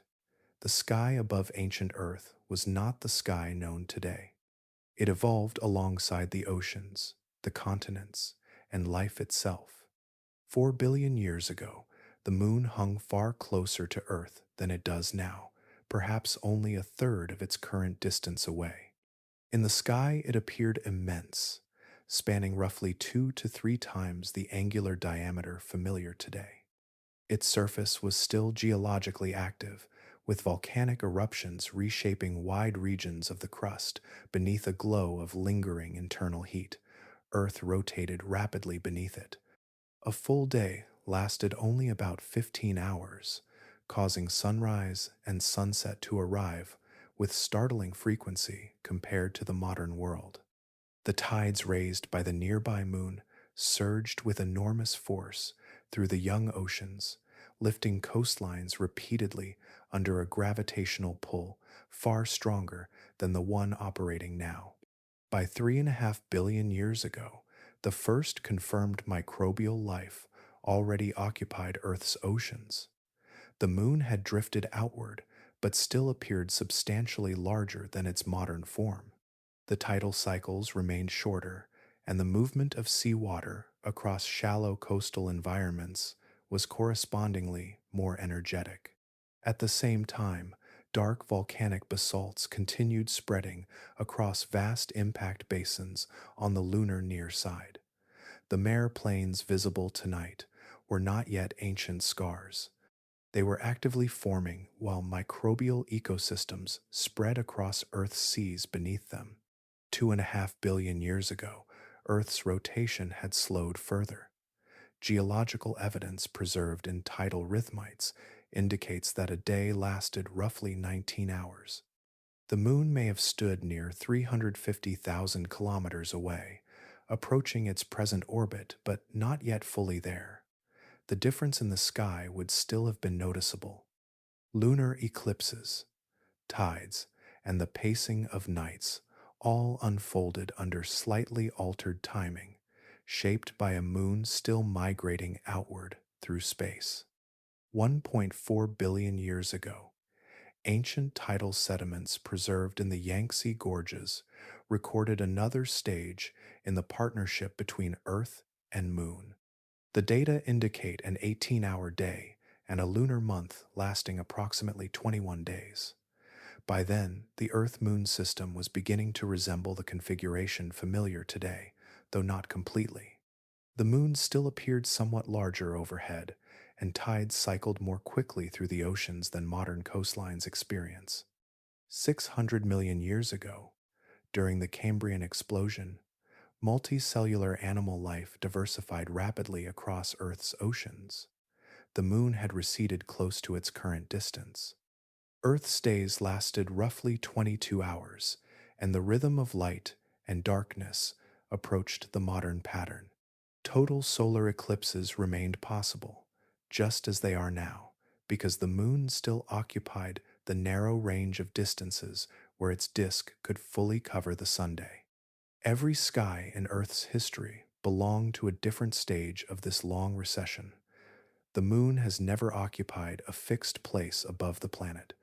It has been drifting outward continuously since its birth, reshaping tides, altering the length of days, and changing the appearance of the heavens across every age through which life has passed. Far beyond the span of human history, beyond oceans, forests, and continents in their present forms, the moon continues its slow, outward drift through space. Every year, it moves slightly farther from Earth, carrying with it a small fraction of Earth's rotational energy. The process is almost imperceptible within a single lifetime, yet over billions of years, it reshapes the architecture of the Earth-Moon system with quiet persistence. One possible future emerges if this tidal exchange continues uninterrupted for long enough. Earth's rotation gradually slows while the moon's orbit expands outward, until eventually both motions synchronize. At that stage, Earth would rotate once during the exact time the moon completes a single orbit, a period estimated at roughly 47 present-day Earth days. The same hemisphere of Earth would always face the moon, just as the same lunar hemisphere already faces Earth now. From one side of the planet, the moon would remain suspended motionless in the sky, never rising or setting. From the opposite hemisphere, it would never appear at all. The recession would cease because the tidal bulges driving the exchange would finally align perfectly with the Earth-Moon line. The system would settle into gravitational stillness. Yet the Sun imposes its own timeline upon this distant balance. In approximately 5 billion years, the hydrogen fuel sustaining the Sun's core will become depleted. The Sun will expand outward into a red giant, transforming the inner solar system into a radically different environment. Its outer atmosphere may extend close to Earth's present orbit. Solar radiation will intensify enormously, heating planetary surfaces and altering orbital dynamics throughout the region once occupied by the rocky planets. As the Sun changes, the tidal relationship between Earth and Moon may change with it. Solar gravitational effects could begin dominating the weaker tidal interactions that currently push the Moon outward. Under some models, the recession would slow, halt, and eventually reverse direction. The Moon would begin drifting inward instead of away, spiraling gradually back toward the planet from which it formed. If that inward migration continued long enough, the Moon could cross a critical boundary known as the Roche limit, located approximately 9,500 kilometers from Earth's center. Inside this distance, tidal forces become stronger than the Moon's own gravity. The lunar body would no longer remain intact. Fractures would spread through the crust, then through the deeper interior, until the Moon disintegrated into countless fragments orbiting Earth in widening streams of debris. The result would not resemble the Moon known tonight. Earth would become encircled by luminous rings composed of shattered lunar rock, extending across the sky in bright arcs. Ice-rich rings like Saturn's would not form here. These rings would consist largely of pulverized stone and dust, remnants of a world that once governed tides, eclipses, and the pacing of Earth's nights. Over time, the debris would continue evolving, with some material falling onto Earth while other fragments escaped outward into space. None of these endings resembles the violence from which the Moon first emerged, yet each possibility remains connected to that ancient collision. The same gravitational forces that assembled the Moon from vaporized rock continue shaping its future, slowly carrying the Earth-Moon system toward an ending already written into its motion.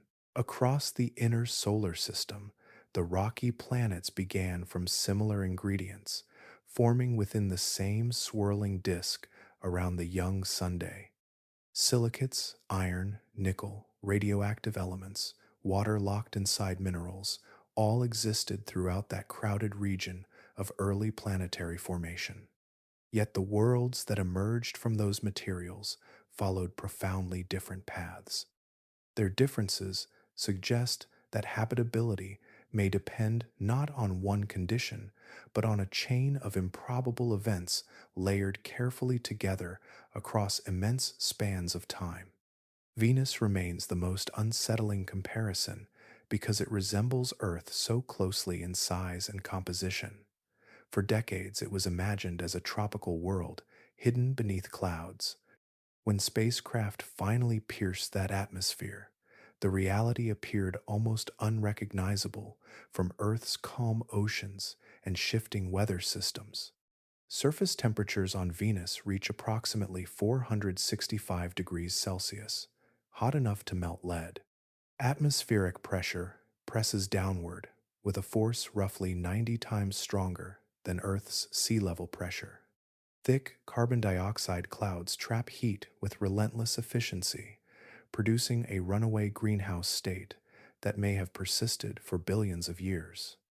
Venus also lacks a large moon.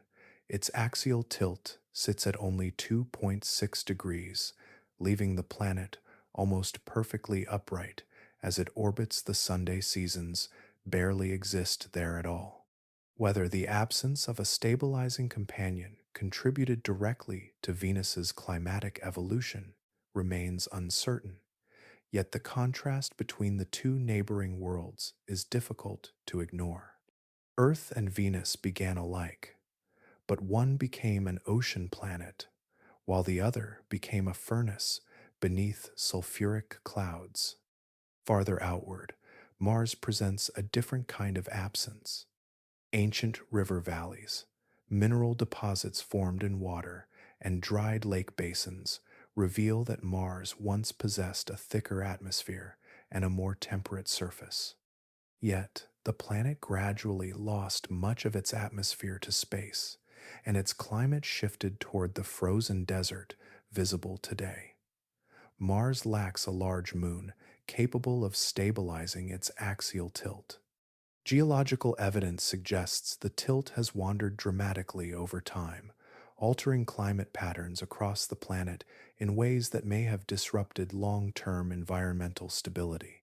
Its tiny moons, Phobos and Deimos, offer almost no gravitational influence at all.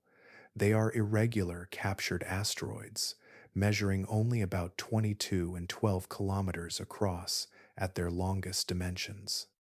Against the scale of a planet, they are fragments rather than companions. Mercury and Venus possess no moons whatsoever. Among the rocky planets, Earth alone experienced the specific collision capable of producing a satellite large enough to reshape planetary evolution. The moon steadied Earth's tilt, slowed its rotation, generated powerful tides, and altered coastlines and oceans continuously across geological time. Through those effects, it may also have influenced climate stability, chemical cycling, and evolutionary pathways extending from microbial oceans to terrestrial ecosystems. These layered coincidences form part of what scientists Peter Ward and Joe Kirschvink described through the rare Earth hypothesis. The argument is not that planets are uncommon, but that worlds capable of sustaining complex life may require an unusually precise combination of conditions. A stable star, a protective magnetic field, plate tectonics, liquid water, long-term climate balance, and perhaps a large moon born from catastrophe. If that hypothesis is correct, then the collision that destroyed Thea did not merely create the moon. It may have created the conditions that allowed forests, oceans, animals, and eventually human observers to exist beneath its light at all. Among the countless collisions that shaped the early solar system, the one that formed the moon appears increasingly narrow in its requirements. Modern simulations can recreate moon-forming impacts, but only within a limited range of conditions. Slight changes in angle, speed, timing, or planetary mass often produce entirely different outcomes. Some simulations leave no moon at all. Others destroy the growing Earth outright, or scatter debris so widely that nothing stable remains behind. The first improbability began before the collision itself. A second protoplanet had to form within Earth's orbital neighborhood, gathering material from the same region of the young solar system while remaining gravitationally stable for millions of years. That body, later named Thea, needed to reach a very specific size. If it grew too massive, the eventual impact carried enough energy to disrupt Earth beyond recovery. If it remained too small, the collision would fail to eject sufficient mantle material into orbit to assemble a large moon. Even after Thea formed, the geometry of the impact imposed another narrow condition. Current models consistently favor an oblique collision near 45 degrees, a slanting strike rather than a direct encounter. A head-on impact transfers energy too efficiently into destruction, leaving little organized debris in orbit. A shallower encounter can allow the incoming body to graze Earth and escape back into solar orbit. Between those extremes exists a surprisingly limited window where a debris disk forms while the planet itself survives. Velocity imposed another boundary. Thea approached Earth at several kilometers per second, relatively modest compared with some asteroid impacts, yet immense when planetary masses are involved. If the collision occurred too quickly, large amounts of vaporized rock would exceed escape velocity and vanish permanently into space. Too slowly, and the impact lacked the force required to loft enough material outward for lunar assembly. The balance between retention and dispersal depended on an unusually specific range of orbital conditions evolving over millions of years before the final encounter. Then came the formation of the moon itself. The debris disk had to condense at a distance where material beyond the Roche limit could accrete into a stable body without immediately spiraling back onto Earth. The newborn moon also needed enough mass to survive the violent tidal environment of the young Earth, while gradually migrating outward through tidal recession. Its eventual distance mattered profoundly. Had the moon remained too close, tidal forces would have produced a planet dominated by overwhelming ocean surges, volcanic instability, and relentless crustal stress. Too distant, and the stabilizing influence on Earth's axial tilt would weaken substantially. The present configuration emerged through billions of years of orbital evolution governed entirely by gravity and angular momentum, processes indifferent to oceans, climates, or life. Nothing in this chain carried intention. Planetary systems do not aim toward habitability. They produce outcomes through collisions, resonances, migrations, and chaotic gravitational interactions unfolding across deep time. In the early solar system, countless bodies collided and vanished without leaving stable moons, temperate climates, or biologically productive coastlines behind them. Earth inherited one particular result from that immense planetary sorting process. The question that follows extends far beyond this single world. Across the galaxy, rocky planets almost certainly form in enormous numbers. Yet how often those planets experience the precise sequence of impacts and orbital outcomes required to produce a large, stabilizing moon remains unknown. Somewhere within that uncertainty rests one of astrobiology's deepest questions: whether complex life requires not merely a habitable planet, but an extraordinarily improbable collision in its distant past. Long before forests, coastlines, or breathing creatures existed, there was another world moving through the darkness beside the young Earth. It circled the sun quietly for tens of millions of years, following the same gravitational laws that shaped every other body in the forming solar system. No mountain range ever settled permanently on its surface because its crust was young and unstable. No rain fell there. No living thing crossed its plains. Yet it was a real planet with mass, gravity, internal heat, and a history unfolding across deep time before vanishing almost completely from view. Scientists eventually gave it a name drawn from ancient mythology: Thea, mother of Selene, goddess of the moon. The name arrived billions of years after the planet itself disappeared, attached retroactively to a body inferred from equations, isotope ratios, orbital simulations, and the chemistry of lunar stone. No telescope ever observed it. No probe will ever reach it. Thea survives only through consequences. For millions of years, it evolved like any young rocky world. Heavy metals descended inward beneath its gravity, forming a dense iron core. Above that core, molten silicates separated into mantle and crust.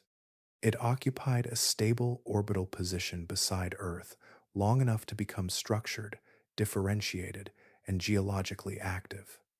Then the balance failed. Gravity redirected its path, and the solar system erased one planet to produce another arrangement entirely. The destruction was nearly total, yet not absolute. Some portion of Thea remains present even now. Its iron likely disappeared into Earth's core during the impact, becoming part of the convecting metallic interior that still powers Earth's magnetic field. Portions of its mantle were launched outward into orbit and condensed into the moon, deep beneath Earth's crust, almost 3,000 kilometers below the surface. The enormous low-velocity provinces identified through seismic imaging may preserve fragments of Thea's original mantle where they settled after the collision. If that interpretation proves correct, then remnants of another world have existed beneath Earth's continents and oceans throughout the entire history of life. Everything that followed emerged from that rearrangement. The tides that mix the early oceans, the stabilizing influence on Earth's axial tilt, the slowing of Earth's rotation, the long continuity of seasons, and the coastlines repeatedly flooded and exposed beneath lunar gravity all trace backward through physical causation to a collision between two molten planets in the early solar system. Thea did not choose any of it. There was no intention within the process, no foresight guiding orbital mechanics toward biological possibility. The impact occurred because gravity operates consistently across space and time, shaping matter through attraction, momentum, resonance, and chance alignment. Out of those indifferent interactions emerged a planet with oceans stable enough for chemistry to become biology, and biology eventually to become awareness. That sequence leaves behind a strange realization. Every human memory, every language, every city, every animal crossing a shoreline beneath moonlight exists downstream from a vanished planet that never knew any of it would happen. The moon hanging above Earth tonight is not simply a companion world. It is evidence that another planet once existed, collided, disappeared, and in doing so, altered the future of this world completely. There are moments when numbers stop behaving like numbers. They become too large for ordinary intuition, too distant from daily experience to fit naturally inside the mind. 4.5 billion years belongs to that category.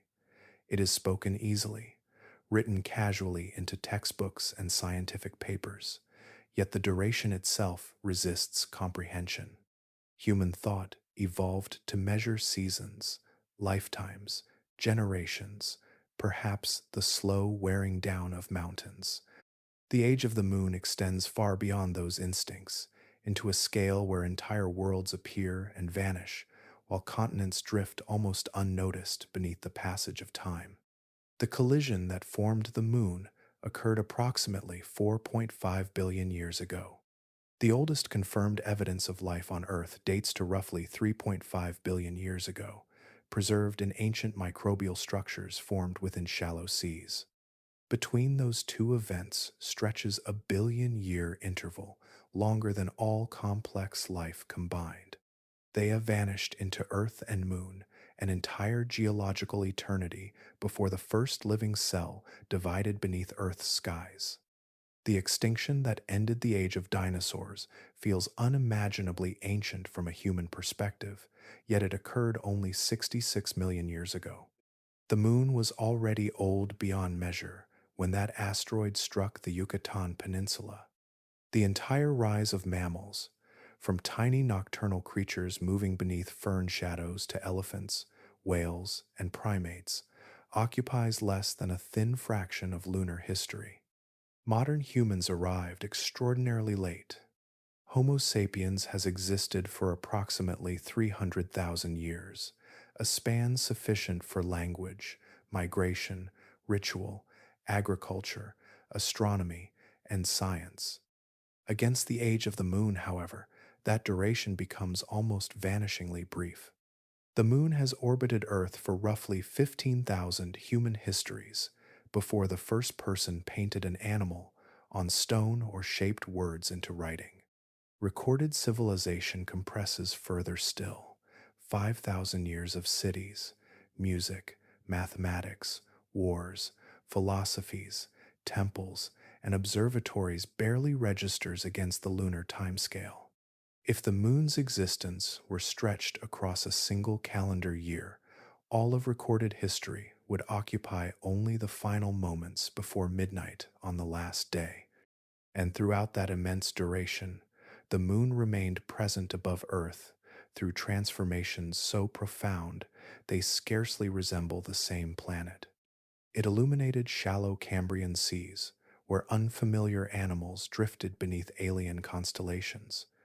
It reflected from swamp forests during the Carboniferous, from the scales of dinosaurs beside Jurassic rivers, from glaciers advancing across Ice Age plains.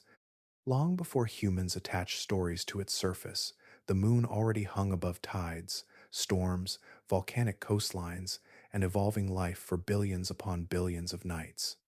Yet, none of this is known through memory. No witness observed the giant impact. No living thing watched the moon assemble from vaporized rock. The understanding exists because generations of scientists learned how to read evidence left behind in stone, chemistry, orbital motion, and seismic echoes. Isotope ratios, measured in laboratories, lasers reflected from lunar mirrors, ancient sediments recording vanished tides, and computer simulations reconstructing collisions across deep time together form a kind of translated language. 4.5 billion years cannot truly be imagined in full. It can only be approached indirectly, through traces left inside matter itself, and through the realization that the quiet object rising above Earth's horizon tonight has already survived almost the entire history of the solar system. The surface of Earth is restless. Continents drift apart and collide again. Mountains rise, fracture, and wear down into sediment. Oceans open and close across spans of time so long that entire landscapes vanish without leaving visible trace. Almost nothing from Earth's earliest history remains untouched by this continual rebuilding. The planet beneath human civilization is not the same surface that existed when the moon first formed. It has been erased and rewritten over and over again. The moon followed a different path. Soon after its violent beginning, it cooled into stillness. No global oceans formed across its surface. No rainfall carved valleys through its highlands. No shifting tectonic plates dragged ancient crust downward into a molten interior. Without atmosphere or weather, the lunar surface remained exposed directly to space, preserving events that on Earth would have disappeared long ago beneath erosion and geological recycling. Because of that stillness, the moon became an archive. The pale highlands visible from Earth contain rocks approximately 4.4 billion years old, among the oldest known surfaces anywhere in the solar system. Those ancient terrains formed while Earth itself was still passing through the Hadean era, when magma oceans, volcanic outgassing, and constant impacts dominated the young planet.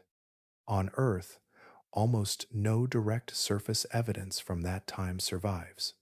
On the Moon, entire regions remain intact. The large circular basins, scattered across the lunar near side, preserve another vanished chapter. Mare Imbrium, Mare Serenitatis, Mare Crisium, and dozens of other scars record colossal impacts from approximately 3.8 to 4.1 billion years ago. They remain visible because nothing erased them. A crater formed billions of years ago may still appear sharp under low sunlight, its ejecta rays stretching across the surface like frozen traces of violence suspended outside ordinary time. Even the smallest marks endure. Tiny meteoroid impacts slowly grind the lunar soil into fine dust called regolith, yet the overall landscape changes with extraordinary slowness. A footprint pressed into that dust can persist for millions of years. When Apollo astronauts stepped onto the moon between 1969 and 1972, they walked across terrain that had remained largely undisturbed since before complex life existed on Earth. The impressions left by their boots still wait there beneath black skies untouched by wind. The contrast between Earth and Moon grows stranger the longer it is considered.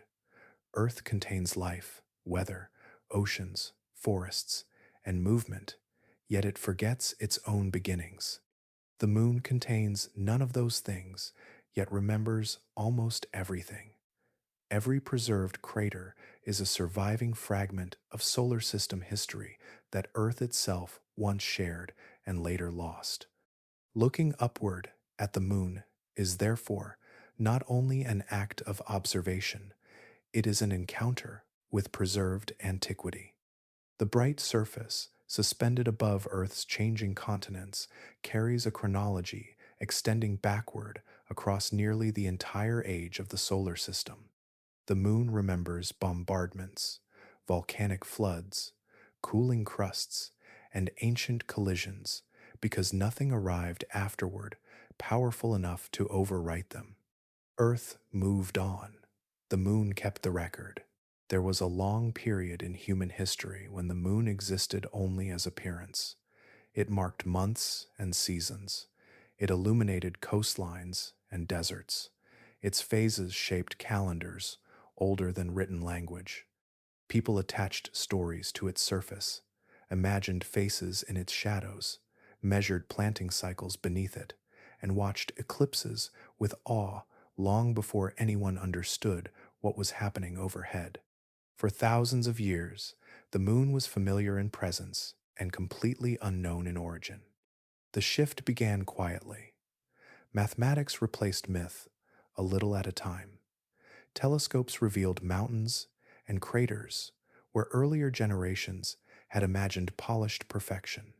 Later came spectroscopy, orbital mechanics, radiometric dating, seismic instruments, computer simulations, and finally the return of actual stone from another world. Each method added another fragment to a puzzle so ancient that no memory, no fossil, and no written record could reach it directly. Even now, the reconstruction remains remarkably recent.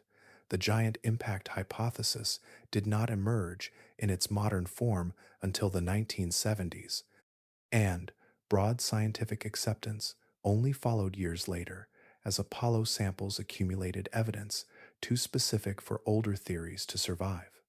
The synestia model, proposing that Earth and Thea briefly became a single vaporized structure, was introduced only in 2017. The suggestion that remnants of Thea still rest deep within Earth's mantle appeared in published research in 2023. The story of the Moon is not inherited knowledge from distant antiquity.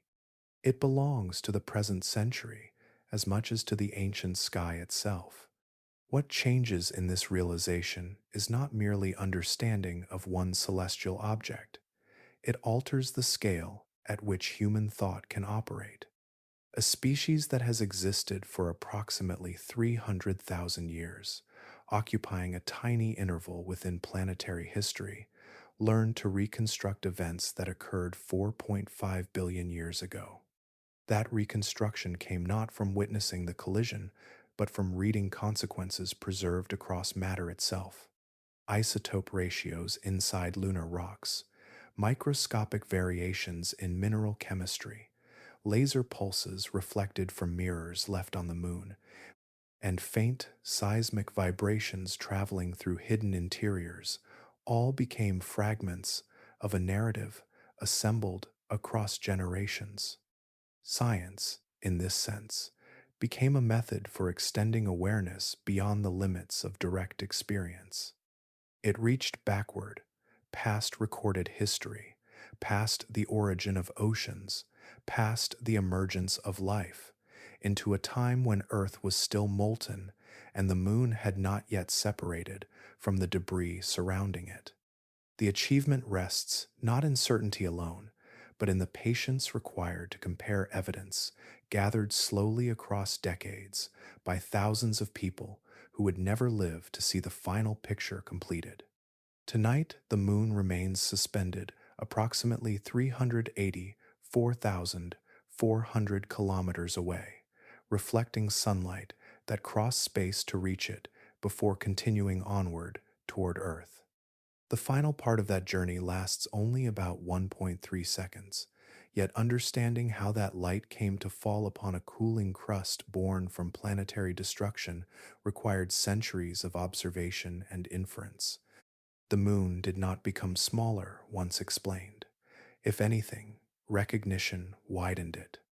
A familiar light in the night sky became the visible remnant of a vanished world, and proof that the universe can be understood deeply enough for silence itself to begin telling its history. Outside, beyond weather and city lights and sleeping oceans, the moon continues its orbit exactly as it has for billions of years. Tonight it hangs approximately 384,400 kilometers away, crossing the darkness in silence. Its distance shifts slightly along its elliptical path, sometimes nearer, sometimes farther, but always moving gradually outward at a rate of about 3.8 centimeters each year. The motion is almost too small to imagine. Fingernails grow faster, continents drift more quickly, yet over deep time, even such tiny movement becomes immense. The separation began almost immediately after the moon formed. Since those first chaotic orbits around a still cooling Earth, tidal forces have slowly transferred energy outward, widening the gap between the two worlds. The process has never paused. Every century, the moon retreats a little farther from the planet that created it. Not abruptly, not violently, but with the steady patience that governs celestial mechanics everywhere in the universe. Still, the departure is gentle enough that human lives cannot perceive it directly. The moon that rises over coastlines tonight is nearly the same moon seen by the first civilizations, by the first mammals, by creatures that emerged from ancient seas long before forests covered the continents. It will remain visible for billions of years more, surviving far beyond the present arrangement of oceans, nations, and species. Yet everything about its existence traces back to catastrophe. Before the moon, there was another planet moving through the early solar system.